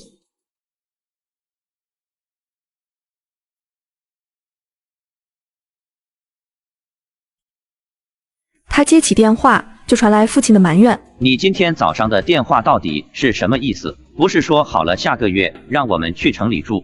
怎么突然就变卦了？”房子被徐雅芝占去了，他的小儿子找回来了。本来以为大儿子瞎了，他在向家就彻底没发言权了。结果小儿子回来了，我和谁说理去？你就是傻，什么都是马后炮。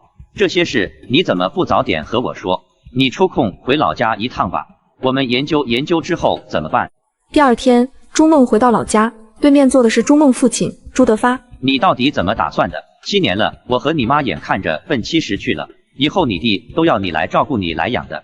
之前说好了，借着向家的光，让我们搬去城里，让你弟在城里念书。现在可好了，房子没了，我们去城里的事也被搁置了。我哪知道半路杀出来个向阳，我要是有办法，我第一个让向阳消失。你是不是傻？一个孩子而已，对你能有什么威胁？你到底有没有搞清楚你的敌人是谁？可向明远他明摆着就是要让向阳做他的继承人啊，我生不出，我有什么办法啊？孩子，你就冲着那10几岁的毛头小子使劲，斩草要除根啊！你明不明白？爸，你的意思是？你的敌人是徐雅芝，只有除掉徐雅芝，你才能和向明远结婚。半路杀出来个向阳又怎样？孩子而已，等你取代了向家女主人的位置，那向家的孩子都要称你一声妈。你还教不好一个孩子了，10几岁的年纪，正是三观成型的时候，你稍稍往歪了教，他长大能成才都是鬼了。朱梦听完这番话，不禁佩服父亲的深思和谋虑，他不禁开始幻想成为向家女主人的生活。那怎么才能让一个大活人消失呢？又不能要了他的命。我琢磨琢磨吧，怎么从这个徐雅芝下手，让她腾出向家女主人的位置，而且得让她离她的2个儿子远远的。刘小柔来到顾客家补课，来到大门前，看到栏杆对面有2个男孩安安静静的在那边晒太阳。刘小柔几乎在瞬间认出了向阳，旁边那个熟悉的身影分明就是向博凯。他很想上前一探究竟，可即刻他发现向博凯的异常，他为什么会坐在轮椅上？他的眼睛是怎么回事？哥，该进屋了，家教老师马上就到了，我们准备一下。向阳竟是向博凯同父异母的弟弟。小柔上家教课，看到向博凯接上级。小柔，求你了，你不能在这个时候出现。从他失明的那天起，他的情绪就一直不稳定，他需要自我疗愈，他需要被尊重。你明明说过向博凯正在美国好好读书，他一切都好，他什么都好，你为什么欺骗我？他的眼睛是怎么回事？你告诉我。他是脑癌做手术失明了，你现在不能见他，你在他最落魄的时候和他见面，我无法保证他的心态会发生什么变化。我见过他最狼狈的样子，那时候他连自己都无法接受，更何况去接受你对他的同情。自尊心就那么重要吗？我没有同情，没有嫌弃，我也可以保护他。不一样，向博凯宁愿把你对他的记忆停留在留学前，也不想打破之前的种种美好。再等等，或许他的眼睛就快康复了，或许等他想明白的那天，你们再见面也不迟。那就这样吧，起码我知道他回国了，而且就在我的身边，他会康复的，对不对？那一天不会很远，那一天很快就能到来。会的，我们一起守护他。过阵子他会去医院接受周期治疗，医生也说了，有希望。谢谢你，向阳。哥，老师临时有事不能授课了，我们需要让母亲更换家教老师。不知道为什么，我总觉得心里闷闷的，很难受，很压抑，很想哭。你是身体不舒服吗？要不要我送你去医院？不是，那种难过的情绪很突然，就好像什么熟悉的人从我身边离开了，怎么都抓不住。向阳不说话，他大概听懂了向博凯的感受，即便看不见，可用心还是能感知到在意的人存在。刘小柔回到家，感觉一身疲惫。曹美玉躺在沙发上打电话打得不亦乐乎。妈，脑瘤导致的失明还有恢复的可能吗？失明还有恢复的，以前在乡下那会儿，失明的可多了，都没听说他们有恢复的。刘小柔琢磨着应该怎么措辞，可想半天以后，她打消了这个念头。同曹美玉说话就是对牛弹琴。最近一阵子，曹美玉每天都要煲电话粥，听着言语间的交谈，曹美玉应该是有了新的相好。刘小柔并不抵触曹美玉找男人，只是她担忧曹美玉看男人的眼光。妈，我不阻止你谈恋爱，但是你找男人的眼光能靠谱点吗？妈这次和你保证，绝对是个老实人。妈这些年越男人无数，那男人脱光了往妈面前一摆，妈就能看出他们是什么货色。送向博凯复查前，向阳找到刘小柔。给你手机，后天我和哥还有妈就去上海了，我们1个月不能见面，因为要为出发做准备，所以今天向博凯也没出门。明天我不能来看你了，后天我们凌晨出发，这1个月我们电话联系。好贵的吧？我让我妈买的，她不差这点钱。希望这一次的治疗能把她的眼睛治好。我也是这样希望的，如果这次的专家治疗有效果，以后可能会经常跑上海。向阳接起电话，脸色渐渐变得凝重。此时向阳流着泪，似是在忍受着无法承受的痛苦。我现在去找你，先别告诉哥，我要走了。小柔，我母亲出事了。刘小柔刚要开口说些什么，向阳却转身朝着街口跑去。他察觉到某些让人不安的事情正在暗处滋生着。向阳来到医院抢救室。你是怎么照顾他的？你们那么多人，为什么偏偏他出了事？为什么？我已经报警了，向阳。徐总本来只是去水池洗手，可我们等了他好久都没等到他回来。在我们察觉到他出问题以后，所有人都在找他，没人知道他到底发生了什么。找到人的时候，徐总躺在工地附近的一处陡坡下，他落在陡坡下面，出了很多血，昏迷不醒。不可能，母亲做任何事都很小心，不可能。他去陡坡附近做什么？他平白无故去那里做什么？周周如一个罪人，接受着向阳的指责。向阳站在窗口处，他祈求着徐雅芝醒过来，健健康康的醒过来。朱梦来医院看徐雅芝，半路碰到父亲朱德发。爸，你怎么在这？徐雅芝出事了，你有事晚点再和我说。朱梦，徐雅芝她死了吗？爸，你刚刚什么意思？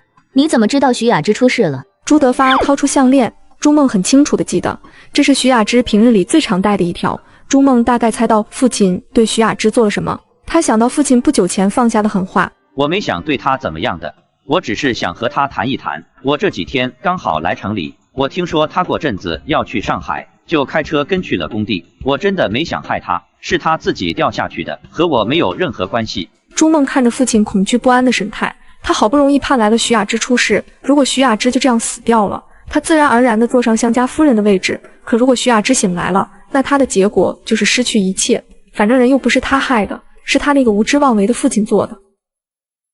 爸，有人看到你去工地吗？徐雅芝周围的人，有人知道你去找她了吗？没有，没有任何人知道。我和她见面的地方根本没有人，我很小心。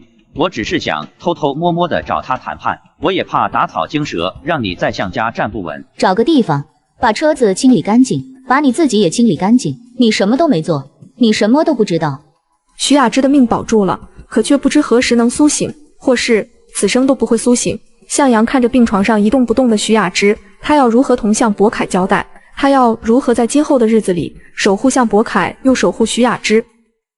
向阳，你妈妈会好的，只是需要一点时间，可能这个时间会长一点。你爸爸会努力找最好的医生，我们都会为他祈祷。这个家里，你和博凯是奶奶最心疼的宝贝，奶奶看不得你们难过，你们很快就会长大成人，你们要坚强起来，才能保护妈妈，对不对？我想要妈妈，你让他们把妈妈还给我，你让他们把妈妈还给我，求求你们了，把她还给我。病房里，向阳的哭声和孩子无异，他不过是个10几岁的孩子，他不过是个一生都在渴望母爱与亲情，一生都在自我救赎的孩子。向家人都回去后，只有向阳和周周2人守着徐雅芝。徐总的事就先不告诉博凯，我让陈克正常送你和博凯去上海，这边我留下照看。让陈克陪我哥去上海吧，我和你留下，我不放心那里的人，他们照顾不好我母亲。我会一直守在徐总身边，不需要他们的照顾。那我怎么和我哥解释？就说你爸让你晚几天去吧。向阳，你别怕，我会一直照顾你们兄弟俩长大成人，这是我亏欠徐总的。梦儿，我已经离开城里了，我在外面待一阵。还有那个东西怎么办？朱梦清楚，朱德发说的那个东西其实就是徐雅芝的项链。不要的东西就该扔的扔，再让我发现你留一堆破烂，我可饶不了你。电话挂断，朱梦紧张的心脏狂跳。朱梦立即来到医院，他要看看徐雅芝的脖梗处有没有划痕，父亲朱德发可别留下什么线索才是。他掀开被子，正准备检查，就被赶来的向阳喊住：“你在干什么？你从哪冒出来的？你吓死我了！你紧张什么？我妈脖子上的项链呢？你看到了吗？”小可怜向阳刚和母亲相认，还没有享受几天幸福生活，妈妈就被人陷害，变成植物人，接上集。哪有什么项链？人被送进医院的时候就没有。你怎么知道的？你明明是后来才到的医院，人被送到医院的时候，我都没看见。我说的是从手术室里推出来的时候啊，我当然没看到他被送进来的样子。明远不是也没看到吗？但是人被推出来的时候，雅芝姐就没戴什么项链啊。我问你，我妈出事的时候你在做什么？你是在怀疑我吗？我一直在你爸身边，得知消息的时候，我们一直在一起。你不相信可以问你爸。朱梦很努力地掩饰自己的心虚和不安，可这些看似合理的论调，还是被向阳捕捉在了心里。向阳察觉到了朱梦身上的不对劲，但他一时说不清楚到底是哪里不对劲。那就别让我抓到你的把柄，我会时时刻刻盯着你。朱梦的双脚发软，他这次当真领教了向阳的腹黑，和他冷冰冰的外表一样深不可测。他现在最重要的就是赶紧生儿子，赶紧盼着徐雅芝去死。老公，现在雅芝姐出事了，那博凯和向阳是不是就要接回家里来照顾了？你能照顾2个男孩吗？你连自己都照顾不好。我知道我照顾不好2个孩子，可是按着你之前说的，向阳是你打算培养的接班人，现在趁着雅芝姐不能看管孩子，你是不是应该把培养向阳这件事提上日程了？我有考虑过这件事，博凯去上海治疗，总不能一直拖着向阳，这样会影响向阳的学业。现在集团的发展范畴越来越大，向阳要早早经受磨练，接手旗下的分公司才是，不能再推迟。我就是这个意思呀，赶紧让向阳出国深造，就趁着博凯去上海的这段时间，把他们兄弟俩自然而然的分开，总不能瞎了一个哥哥还要拖累弟弟吧。我是很看好向阳这个孩子的，他骨子里有一股拼劲儿，像你，特别像你。话题说到这，倒是说进了向明远的心坎里。其实我也觉得向阳和我年轻那会儿特别像，不服输，倔强。他小子啊，以后要是培养好了，肯定能做大事。老公，如果雅芝姐醒不过来，那你可不可以娶我啊？我都等了你7年了，再等下去可就人老珠黄了。你放心吧，会给你名分的，但前提是母亲松口。陈克按着计划带向博凯前往上海接受治疗，只是2天过去了，正式治疗已经开始，却仍未听闻向阳和周周的消息。向博凯愈加觉得大家有事在瞒着他。陈叔，向阳是因为什么事晚些出发？母亲呢？母亲也一直没和我联系。徐总太忙了，不然就通知临时出差，实在是没办法。向阳是被向家那边留下的，不过过几天他们就会去上海，你的治疗不能耽搁。不知道为什么，我总觉得心里很不安，感觉很压抑。不论向博凯怎么问，陈克都守口如瓶。他们心里清楚，徐雅芝变成植物人的事是瞒不住的。向阳一口咬定，母亲定是被人陷害，平日里那么警惕精明的一个人，怎会犯如此低级的错误？晚上，和刘小柔两人来到工地寻找线索。向阳，阿姨一定会好的。小柔，你是怎么知道我母亲的事的？明明消息已经被封锁了。是我妈的相好说的，她是这个工地的瓦匠。她那天看到我的母亲了吗？她有发现什么异常吗？这个我要回去问一问我妈。如果我是警察就好了，如果我会破案就好了，我不会让案子就这么草草了结，不会那么快就给母亲下定论，说她失足坠落，这明明就不可能。那你可以当警察呀，自己的案子自己破。刘小柔带着向阳离开工地，刚要走，车道上迎面开来一辆黑色车子，两人还来不及反应，男人直冲冲地朝着向阳而去。男人不费吹灰之力就把向阳直接扛进车里。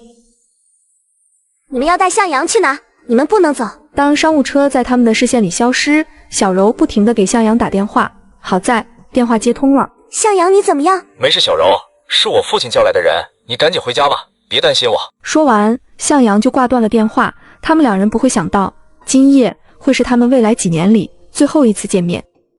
医院，向博凯的双眼蒙着纱布，坐在床上。向阳没有接电话，不过今天周周有给我消息，说他和向阳会尽快赶来上海。家里是不是出事了？你们不要再瞒我了，母亲这么久没有消息，一定是出了问题。这几日在向博凯的连续逼问下，陈克已经琢磨不出更好的借口了。愣神之际，向博凯把手机抢了过去，拨通手机号，没想到传来了朱梦的声音。博凯，我是你朱梦阿姨，我和奶奶下周会去上海看望你，你应该知道家里的事了吧？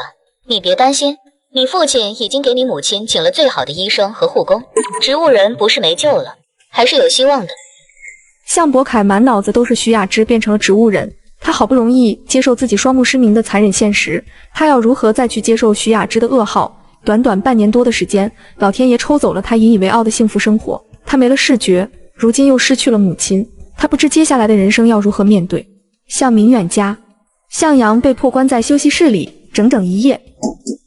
放我出去！为什么把我关在这？我要见我妈，我要和我哥打电话，你们把电话还给我。向阳并不知晓，此刻站在门外的人是朱梦。朱梦心情极好，昨天他刻意给向博凯打了那通电话以后，他开心的不得了，他就是要让向博凯慌乱，就是要让向白凯不好好接受治疗。如今徐雅芝倒下了，向博凯又失了明，而向阳被向明远强行关了禁闭，所有事都在朝着有利于他的方向发展。向阳，你就别喊了，你要是乖一点，你爸还能放你出来上个厕所吃个饭。你一直闹，你不累，我都听累了。你们为什么关我？你们有什么资格把我的手机还给我？这时，走廊另一边走来了向明远的身影。朱梦见势开口道：向阳，你爸都是为了你好，你说你正值好好读书深造的年纪，你怎么好天天往医院跑？要不是你性子太倔强，你爸也不能出此下策啊。你以为你爸愿意囚禁你啊？还不是为了让你好好学习，好好发展的吗？老公，你起来了，